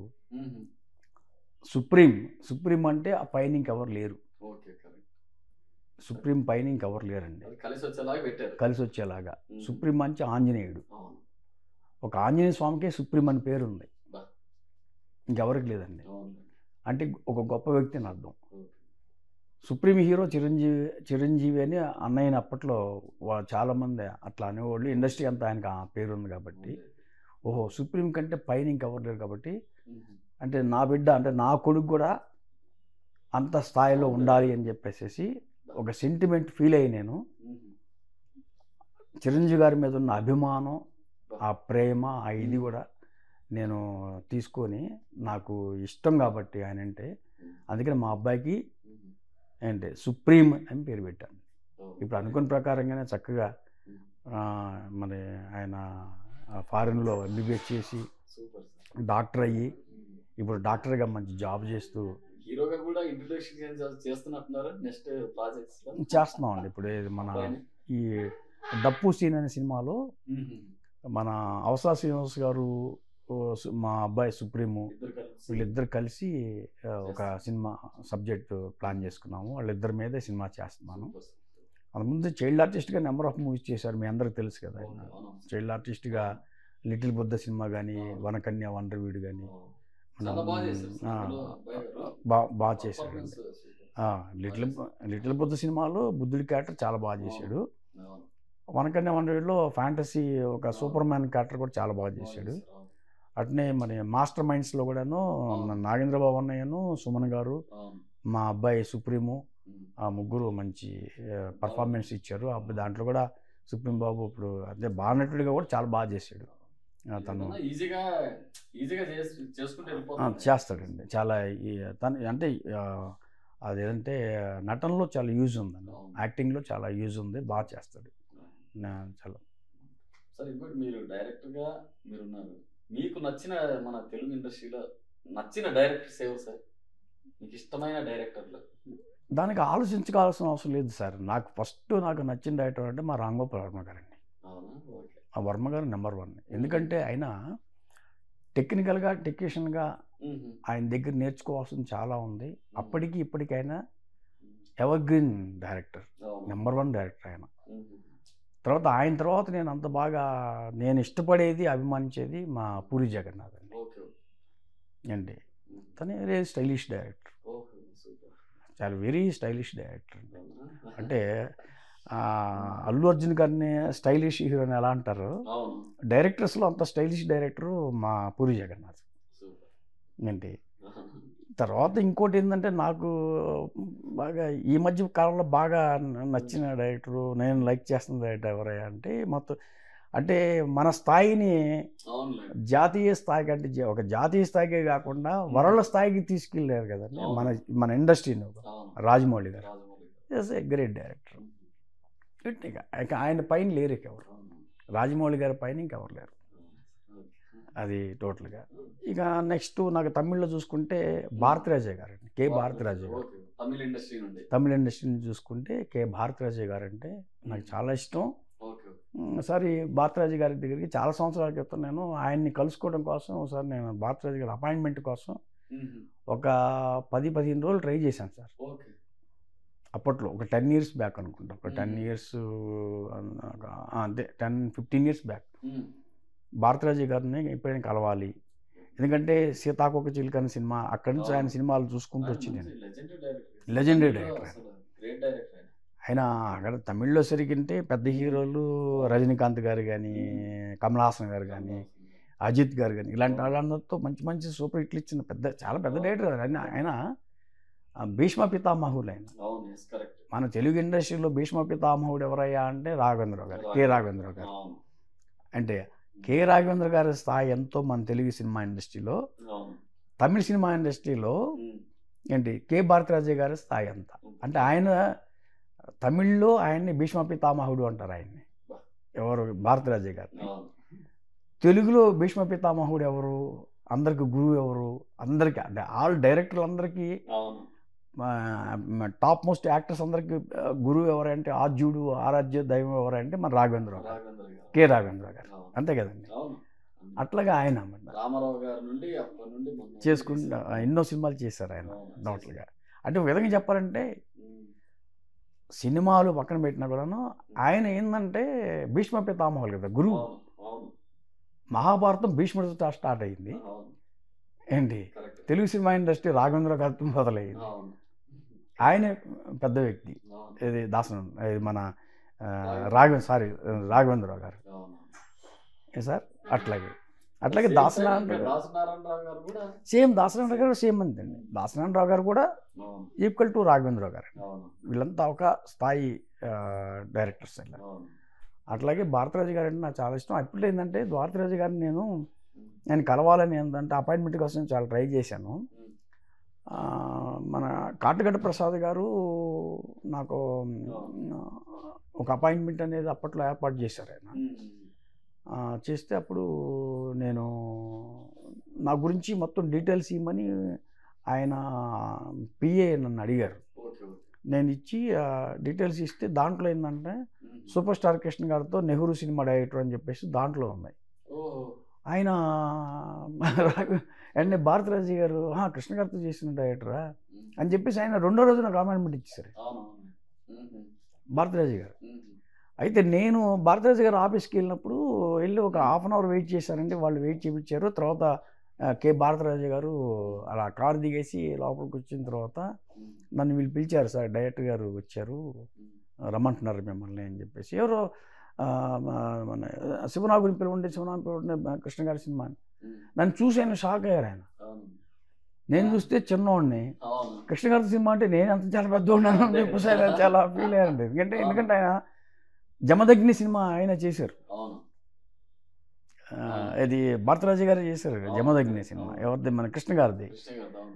అది నేను కూడా ఏంటంటే ఒక సమానమైన ఏజ్ గ్రూప్ ఏమో అని ఆయన ఫస్ట్ ఆయన అనుకున్నారంట. తర్వాత చూసారు, నీ దుంప దగ్గర నువ్వు పిల్లాడివే కదా, నువ్వు కృష్ణ గారితో చేసావా అని నన్ను ఆయన అప్రిషియేట్ చేసి నన్ను బాగా ఆయన చాలా దగ్గరగా తీసుకున్నారు. అప్పటి నుంచి నేను ఎప్పుడు చెన్నై వెళ్ళినా భారతిరాజు గారి దగ్గరికి ఎప్పుడు వెళ్తుంటాను. ఆయన నాకు ఎప్పుడు డైరెక్ట్ నాకు అపాయింట్మెంట్ అవసరం లేదండి. ఇప్పుడు భారతిరాజు గారు ఆఫీస్కి డైరెక్ట్గా వెళ్ళిపోతా, ఆయన ఇంటికి కూడా డైరెక్ట్గా వెళ్ళిపోతాను అనమాట. అందుకని నేను మన నందమూరి తారకరత్న గారితో తెలుగులో చేసిన దేవినేని సినిమాని తమిళ్లో మధుర సింగం అనే పేరుతో నేను అక్కడ డబ్ చేసినప్పుడు అసలు ఆయన ఎక్కువగా ఆయనే వచ్చి నాకు ప్రమోట్ చేశారు, ఇది హెల్ప్ చేశారు ఆ సినిమాని. తర్వాత కొంతమంది డిస్ట్రిబ్యూటర్లు కూడా ఆయనే చెప్పారండి, చెప్పి సినిమాని కూడా రిలీజ్ చేయించారు భారతిరాజు గారు. చాలా లెజెండరీ డైరెక్టరు, ఆయనకు మనస్ఫూర్తిగా నేను ధన్యవాదాలు చెప్పుకుంటున్నాను. చాలా మంచి డైరెక్టర్ అండి ఆయన. సరే, ఇందాక మీరు కృష్ణ గారు ఒక సందర్భంలో కోపడ్డారని చెప్పారు. ఆ సందర్భం ఏంది సార్? దేనికోసం ఆయన మీ మీద కోపడ్డారు? అది బిగినింగ్ డేస్లో అండి. అది నేను చెన్నైలో ఉన్నప్పుడు నేను ఇంకా డైరెక్టర్ అవ్వాలి అని కోరిక అప్పట్లో నాకు లేనప్పుడు ఆర్టిస్ట్గా నేను నా జర్నీ ప్లాన్ చేద్దాం అనుకున్న టైం అది అప్పట్లో. చెన్నై వెళ్ళినప్పుడు పద్మాలయ ఆఫీస్కి వెళ్ళాను. వెళ్తే నాకు ఇక్కడ జరిగిన ఇష్యూ ఆయనకి తెలిసింది. ఇది మన హైదరాబాద్లో జరిగిన ఒక ఇష్యూ తెలిసింది ఆయనకి. ఈ అదే పొలిటికల్ బ్యాక్గ్రౌండ్లో తెలుగుదేశం, అదే తర్వాత ఇటు వచ్చరికి కాంగ్రెస్ డిమాండ్, దాని మీద ఒక ఇష్యూ తెలిసింది ఆయనకి. ఆయన కృష్ణ గారు అప్పుడు కాంగ్రెస్ కదా. కృష్ణ గారి గురించి నేను ఆయన అంటే నాకు చాలా ఇష్టం అని అనుకున్నప్పుడు కొంతమంది నన్ను ఏం చేశారంటే కొద్దిగా నన్ను సైడ్ చేశారు.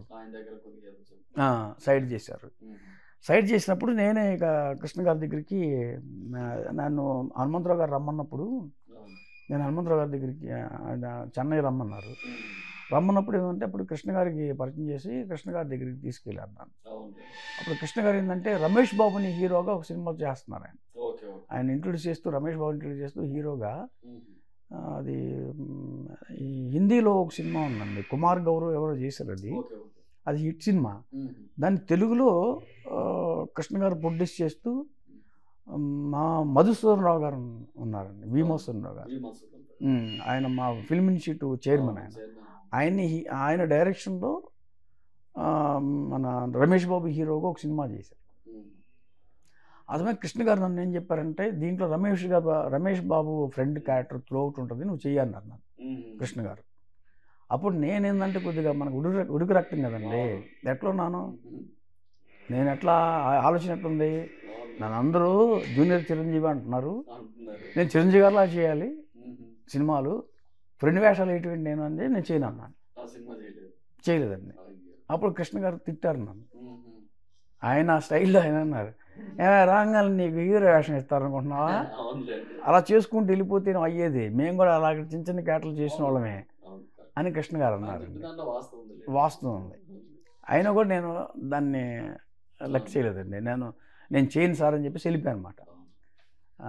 అట్లాంటి హీరోను మీరు as a super star Krishna గారు అభిమానిగా ఉంటూ ఆయనతో కొన్ని చివాళ్ళు తిన్నా కూడా ఆయన మరి ఏ సబ్జెక్ట్ చెప్పి నెహ్రూ సినిమా ఒప్పించారు సార్? ఆ సినిమా ఎలా ఒప్పించారు అది? అంటే యాక్చువల్గా నేను ఏం చేశానంటే అండి, అప్పుడు పిట్టల్లార సినిమా నేను వర్క్ చేసేటప్పుడు, పిట్టల్లార చాలా చిన్న సినిమా అది, నేను చాలా పెద్ద సినిమా చేయాలి, ఒక డైరెక్టర్గా నేను చాలా పెద్ద సినిమా చేయాలి కాబట్టి ఒక పెద్ద హీరోతో చేయాలి నేను అని చెప్పేసి అనుకున్నాను. కానీ కృష్ణ గారు లాంటి హీరోతో చేస్తానని మాత్రం నేను అనుకోలేదు. బట్ అయితే ఏంటంటే ఒక చిన్న ఇన్స్టిట్యూట్లో మాట అప్పట్లో నేను ఒక చిన్న పద్మాలయలో నేను బ్యాచ్ ఉన్నప్పుడు నేను అవమానపడ్డప్పుడు నేను ఎప్పటికైనా కృష్ణ గారికి దగ్గర అవ్వాలనుకున్నాను తప్పిస్తే, దగ్గర అవ్వాలి, ఆయనతో ఒక సినిమా చేయాలనుకున్నాను. రానంటే నేనేది నా స్థాయి అయింది, అంత పెద్ద హీరోతో నేను సినిమా చేయటం ఏంటి, అసలు ఒక లెజెండరీ డైరెక్టర్ రాఘవేంద్రరావు గారు, ఒక భారతరాజయ్య గారు, ఇలాంటి గొప్ప గొప్ప డైరెక్టర్లు, చాలా పెద్ద పెద్ద డైరెక్టర్లు అసలు కోట్ల రూపాయల ఖర్చులతో కృష్ణ గారిని పెట్టి మరి సినిమాలు చేస్తుంటే, అంత పెద్ద స్టార్ ఆయనతో నేనేంటి పెట్టి ఇదేమో నవ్విద్దు, అసలు అయ్యే పనేనా ఇది అని చెప్పేసి నేను అనుకున్నానండి. అంటే అప్పట్లో నాకు ఇంకొక చిన్న ఇన్స్పిరేషన్ సార్ మీకు చెప్పాలి. అది మా యండమూరి వీరేంద్రనాథ్ గారు ఒక నవల రాశారు. ఆ నవల్ని సినిమాగా చేశారు, ఛాలెంజ్ అని చిరంజీవి గారు చేశారండి. అయితే నాకు ఛాలెంజ్ అనే సినిమా బాగా మనసులో నాటుకుపోయింది. నేను గుంటూరులో ఉన్నప్పుడు సినిమా ఇండస్ట్రీ రాకముందు ఆ ఛాలెంజ్ సినిమా చూసాను చిరంజీవి గారిది. దాంట్లో ఛాలెంజ్లో చిరంజీవి గారు అంటే రావుగోపాలరావు గారితో ఛాలెంజ్ చేస్తారు. రావుగోపాలరావు గారితో ఛాలెంజ్ చేస్తారు చిరంజీవి గారు. అంటే నువ్వు అంత పెద్ద తోపు నువ్వు అనుకుంటున్నావు కదా, నీకంటే నేను పెద్ద తోపు చూపిస్తాను చూడు అని చెప్పేసి అంటారు. చిరంజీవి గారు క్యారెక్టరైజేషన్ చాలా అద్భుతమైన క్యారెక్టరైజేషన్ కదా అది. అయితే నెక్స్ట్ ఏంటంటే మళ్ళీ వెంటనే నీరు గారిపోతుంది ఆ క్యారెక్టర్. మళ్ళీ చిరంజీవి గారి క్యారెక్టర్ ఒక టెంపుల్ దగ్గర కూర్చుంటారు. ఆయన ఏమనుకుంటారంటే, రావుగోపాలరావు అంటే ఆ క్యారెక్టర్ని ఒక కోటీశ్వరుడు, ఆ రోజుల్లో కోట్ల అధిపతి మీద నేను ఛాలెంజ్ చేయటం ఏంటి, నా దగ్గర కనీసం 2 ఇడ్లీ తినడానికి డబ్బులు నా దగ్గర, కోట్ల అధిపతి దగ్గర నేను ఛాలెంజ్ చేయటం ఏంటి అంటారు అనుకుంటారు. అనుకొని నిరుత్సాహపడతారు. అప్పుడు ఒక లేడీ, ఒక పెద్ద ముసలావిడ, ఒక 90 ఏళ్ళు ఉన్న ముసలావిడ ఒక చిన్న గిన్నె తీసుకొని అందరి దగ్గరికి వెళ్ళి భిక్ష అడుగుతూ ఉంటుంది. ఆ సన్నివేశంలో ఆ భిక్ష అడుగుతూ ఉంటే అట్లా చిరంజీవి గారు క్యారెక్టర్ దగ్గరికి వచ్చేసాడు. చిరంజీవి గారి దగ్గరికి వచ్చి భిక్ష అడిగిద్దాం. అందరం అడుక్కుంటూ వచ్చి చిరంజీవి గారు ఆవిడని చూసి ఆ గిన్నెలో చూస్తే చాలా చిల్లర డబ్బులు ఉంటాయి. అంటే బామ్మ నాకంటే నువ్వే చాలా గొప్ప, ఎందుకంటే నీ దగ్గర ఈ డబ్బులు నాది అవి కూడా లేవు నా దగ్గర అంటాడు ఆ క్యారెక్టర్. అంటే అప్పుడు ఆవిడ ₹1 కాయిన్ తీసి చిరంజీవి గారికి ఇస్తుంది, ఇచ్చేసి వెళ్ళిపోతూ ఉంటుంది. ఇక మళ్ళీ అంటే షాక్ అయ్యేది ఆయన చిరంజీవి గారు, గబగబా ఆవిడ దగ్గరికి వెళ్ళిపోతారు. అది వెళ్ళి బామ్మ అదేంటి నాకు ₹1 ఇచ్చావు నీకెట్లా అని అడుగుతాడండి. అయ్యా నేను మళ్ళీ సంపాదించుకుంటా ఏంటి, ఆ ₹1 నువ్వు కాఫీ దగ్గు లేదా తిను అని వెళ్ళిపోద్దాడు. అప్పుడు అక్కడ నచ్చిన సన్నివేశం గొప్ప ఇదేందంటే, ఒక డైరెక్షన్ కానీ ఒక సన్నివేశం కానీ ఒక రైటర్ కానీ ఇచ్చిన అసలు జజాంటింగ్ సీన్ ఏంటంటే అసలు ఇది లైఫ్ ఇన్స్పిరేషన్ అండి. పర్సనల్ డెవలప్మెంట్ అంటే అదే.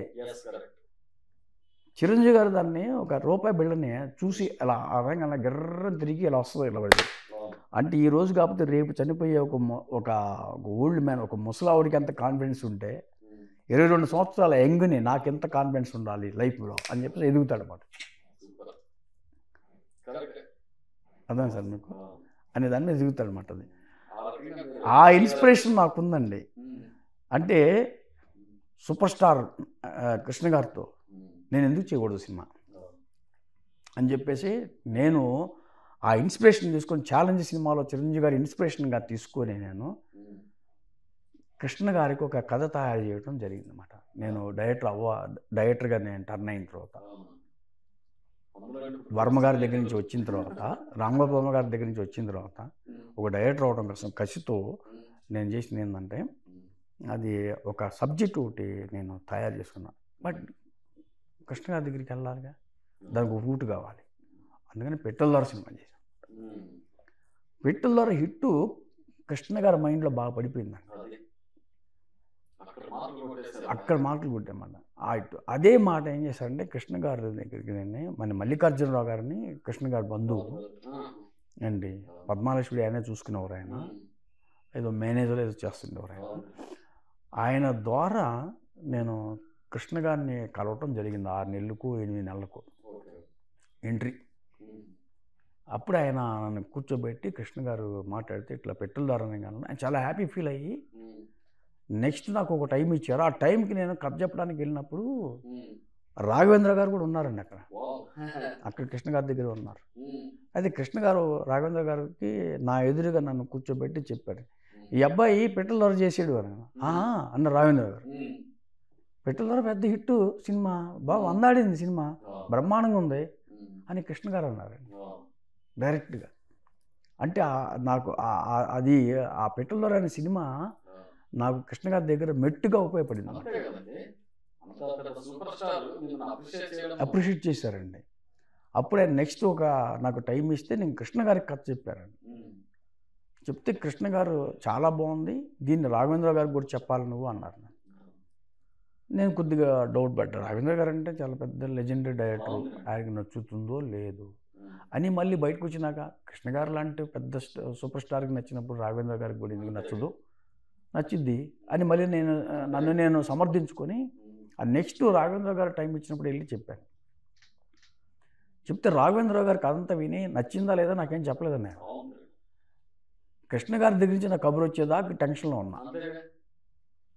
తర్వాత కృష్ణ గారితో రాఘవేంద్ర గారు అన్నది ఏంటంటే, కథ బాగుంది, ఆ అబ్బాయి బాగా తీయగలడు, నువ్వు డేట్లు ఇచ్చే అన్నారంట రాఘవేంద్ర గారు.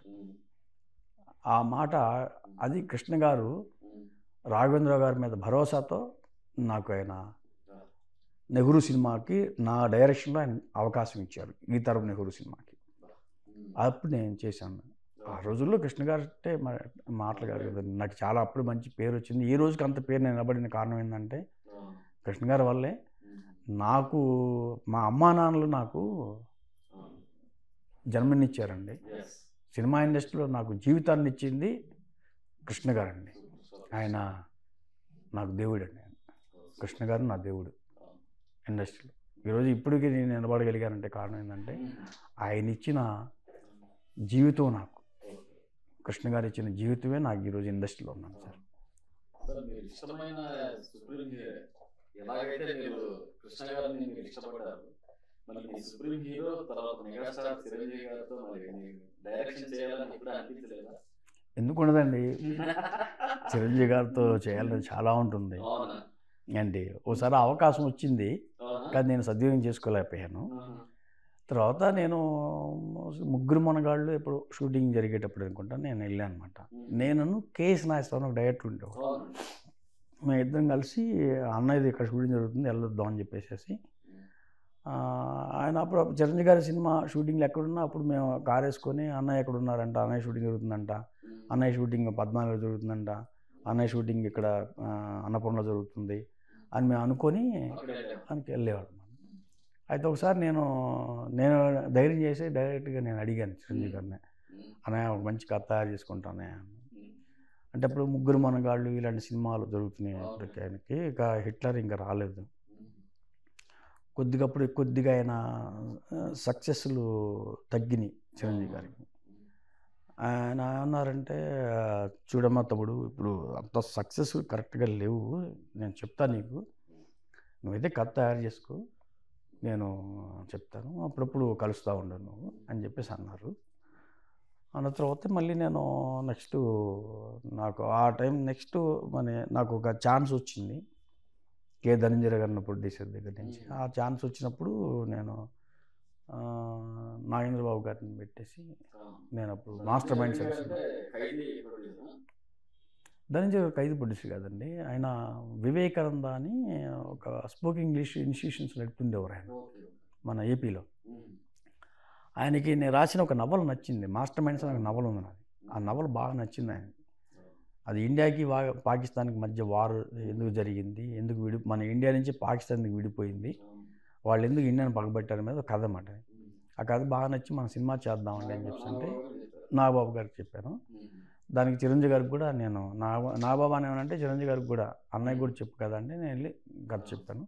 చిరంజీవి గారికి కూడా నచ్చి బాగా అప్రిషియేట్ చేశారు. చెయ్యి శివనాగు, నెక్స్ట్ నేను చేస్తాలే అన్నారు అన్నమాట చిరంజీవి గారు.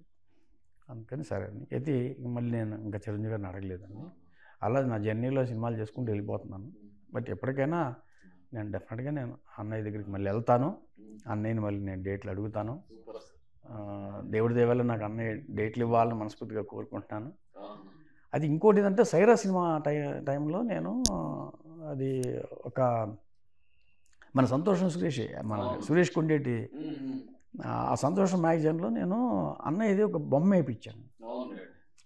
అంటే ఛత్రపతి శివాజీ అని టైటిల్ పెట్టి ఛత్రపతి క్యారెక్టర్లో అన్నయ్యను ఒక గుర్రం మీద పెట్టేసేసి నేను ఒక ఏంటంటే ఒక ఇమేజ్ తయారు చేయించాను. బాగా అద్భుతంగా ఉంటుంది అన్నమాట. అది ఆ పాయింట్ చేయలేదు ఆయన.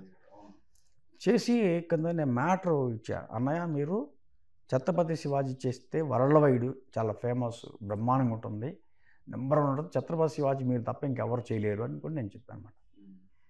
అని దాంట్లో ఇచ్చాను. అది చిరంజీవి గారి దాకా వెళ్ళిపోయింది. ఆయన చూశారు. తర్వాత ఏమైందంటే మళ్ళీ చాలామంది జర్నలిస్టులు మనోళ్ళు చిరంజీవి గారిని ఈ క్వశ్చన్ వేశారండి. ఇట్లా సంతోషం మ్యాగజైన్లో చూశాను, శివనాగ్ ఇట్లా ఇచ్చాడు, మీకు ఛత్రపతి శివాజీ చేసే ఉద్దేశం ఉందా అని అడిగారు. డైరెక్ట్గా అడిగారు. అడిగితే డైరెక్ట్గా ఇప్పటికీ మీడియాలో ఉంటుంది, చూడవచ్చు అందరూ. డైరెక్ట్గా అడిగితే ఆయన ఉన్నారంటే, సైరా సినిమా తర్వాత నేను అలాంటి క్యారెక్టర్లు చేయకూడదు అనుకున్నాను, నేను చేయలేను అన్నారు చిరంజీవి గారు. అప్పుడు ఇక అన్నయ్య గారికి మన చిరంజీవి అన్నయ్యకి ఆ ఉద్దేశాలు లేవు అనుకుంటా అని చెప్పేసి నేను కూడా ఎక్కువగా కాన్సన్ట్రేషన్ చేయలేదు. కానీ ఆయన డేట్లు ఇస్తే చేయని వాళ్ళు ఈరోజు ఎవరున్నారండి? ఎవరైనా చేస్తారు. ఆయన డేట్లు ఇవ్వాలే కానీ అసలు ఎగబడి అంత అదృష్టమా? అంత అదృష్టం నాకు నిజంగా వస్తే థ్యాంక్ యూ సార్. చిరంజీవి గారితో మీరు ఎంత చలం ఉండేదంటే, మీరంటే ఆయన కూడా ఫిల్మ్ ఇండస్ట్రీ తరఫున ఏమైనా ఫంక్షన్ జరుగుతూ ఉంటాయి అంటే కొంతమంది అన్నది ఏంటంటే, మీరు ఎక్కడో ఉన్న ముందర లైన్ లో వరుసలో నిల్చుంటే వెనక నుండి మిమ్మల్ని తప్పని కొట్టేవాళ్ళు మెగాస్టార్ గారు. అంటే అంత చదువు అంత అభిమానం ఎలా సార్ మీరు అన్నా కూడా ఆయనకు? అంటే చిరంజీవి గారిలో ఆ రోజుల్లో నేను ఫిల్మ్ ఇన్స్టిట్యూట్ అయిపోయిన తర్వాత అది చెన్నై వెళ్ళి మళ్ళీ ఇక్కడికి వచ్చేసిన తర్వాత అది మా వి మధుసూదన్ రావు గారు ఉన్నారు కదండి, మా చైర్మన్, మా ఇది ఫిల్మ్ ఇన్స్టిట్యూట్ చైర్మన్. ఆయన ఫంక్షన్లు పెడుతూ ఆయన బర్త్డేకి ఏదో జరిగింది, ఎప్పుడు చాలా సంవత్సరాల క్రితం జరిగింది ఇదంతా. నాకు తెలిసి ఇది ఒక 30 years బ్యాక్ అనుకుంటా. అయితే చిరంజీవి గారు మేమందరం స్టేజ్ మీదకి వెళ్ళాము, ఆయన్ని వి మధుసూదన్ రావు గారిని సన్మానం చేస్తున్నారు. సన్మానం చేస్తుంటే అందరూ స్టేజ్ మీద చుట్టూ ఉన్నామండి. ఆ స్టేజ్ మీద, ఆ స్టేజ్ మీదకి చిరంజీవి గారు కూడా వచ్చారు. మేమందరం అప్పుడు యూత్ కదండి, కుర్రాళ్ళం కదా, మొత్తం టోటల్గా అందరం కుర్రాళ్ళు, యూత్ అనమాట అందరం. ఆయన ఏంటంటే అప్పట్లో ఆయన మాలాంటి కుర్రాళ్ళతో ఆయన చాలా జోష్గా సరదాగా ఉండేవారండి. ఆయన అప్పటి నుంచి ఇప్పుడు కూడా అలాగే ఉంటారు. ఆయన చాలా జోకులు వేస్తూ సరదాగా, ఆయన చాలా సరదాగా మాట్లాడతారు. ఆయన స్క్రీన్ మీదే ఆయన మెగాస్టార్, ఒక మాస్ హీరో, కానీ బయటకు వచ్చేసరికి ఆయన చిన్నపిల్లలాగా ఆయన అందరితో చాలా సరదాగా జోష్గా ఉంటారు ఆయన. అయితే నేను ఇది చిరంజీవి గారు వచ్చినట్టు నేను చూడలేదండి. అంటే నేను ఇక ఆ ఫంక్షన్ చూస్తూ ఉన్నా, తప్పని నాకు వీపు మీద దెబ్బ తగిలింది.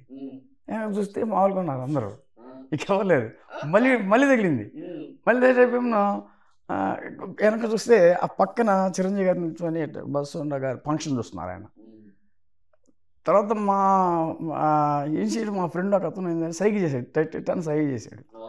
అప్పుడు నాకు అర్థమైంది, అన్నయ్య మీరే కదా అన్నమాట. నేను అప్పుడు చిరంజీవి గారు ఆయన నవ్వి మళ్ళీ భుజం మీద చేశారు. అంటే ఆయన అంత క్యాజువల్గా, అంత ఇదిగా, అంత జోష్గా చిరంజీవి గారు ఉంటారు. చాలా చాలా గొప్ప వ్యక్తి అండి ఆయన. అంటే అంత స్థాయికి ఎదిగినా కూడా ఈ రోజు కూడా ఆయనలో కించెత్తు గర్వం లేదు. కృష్ణ గారు లాగే ఆయన కూడా అసలు గర్వపడేవారు కాదు. ఇప్పటికి కూడా ఆయన అలాగే ఉన్నారు. చిరంజీవి గారు ఇప్పటికీ అలాగే ఉన్నారు. కృష్ణ గారు కూడా మొన్నడు ఆయన జీవితంలో ఎప్పుడైనా ఆయనకి గర్వం లేదు, కృష్ణ గారికి లేదు. అట్లాగే చిరంజీవి గారికి గర్వం లేదు, ఇప్పటికీ అలాగే ఉంటారు ఆయన. చిరంజీవి గారు చాలా మంచి వ్యక్తి ఆయన.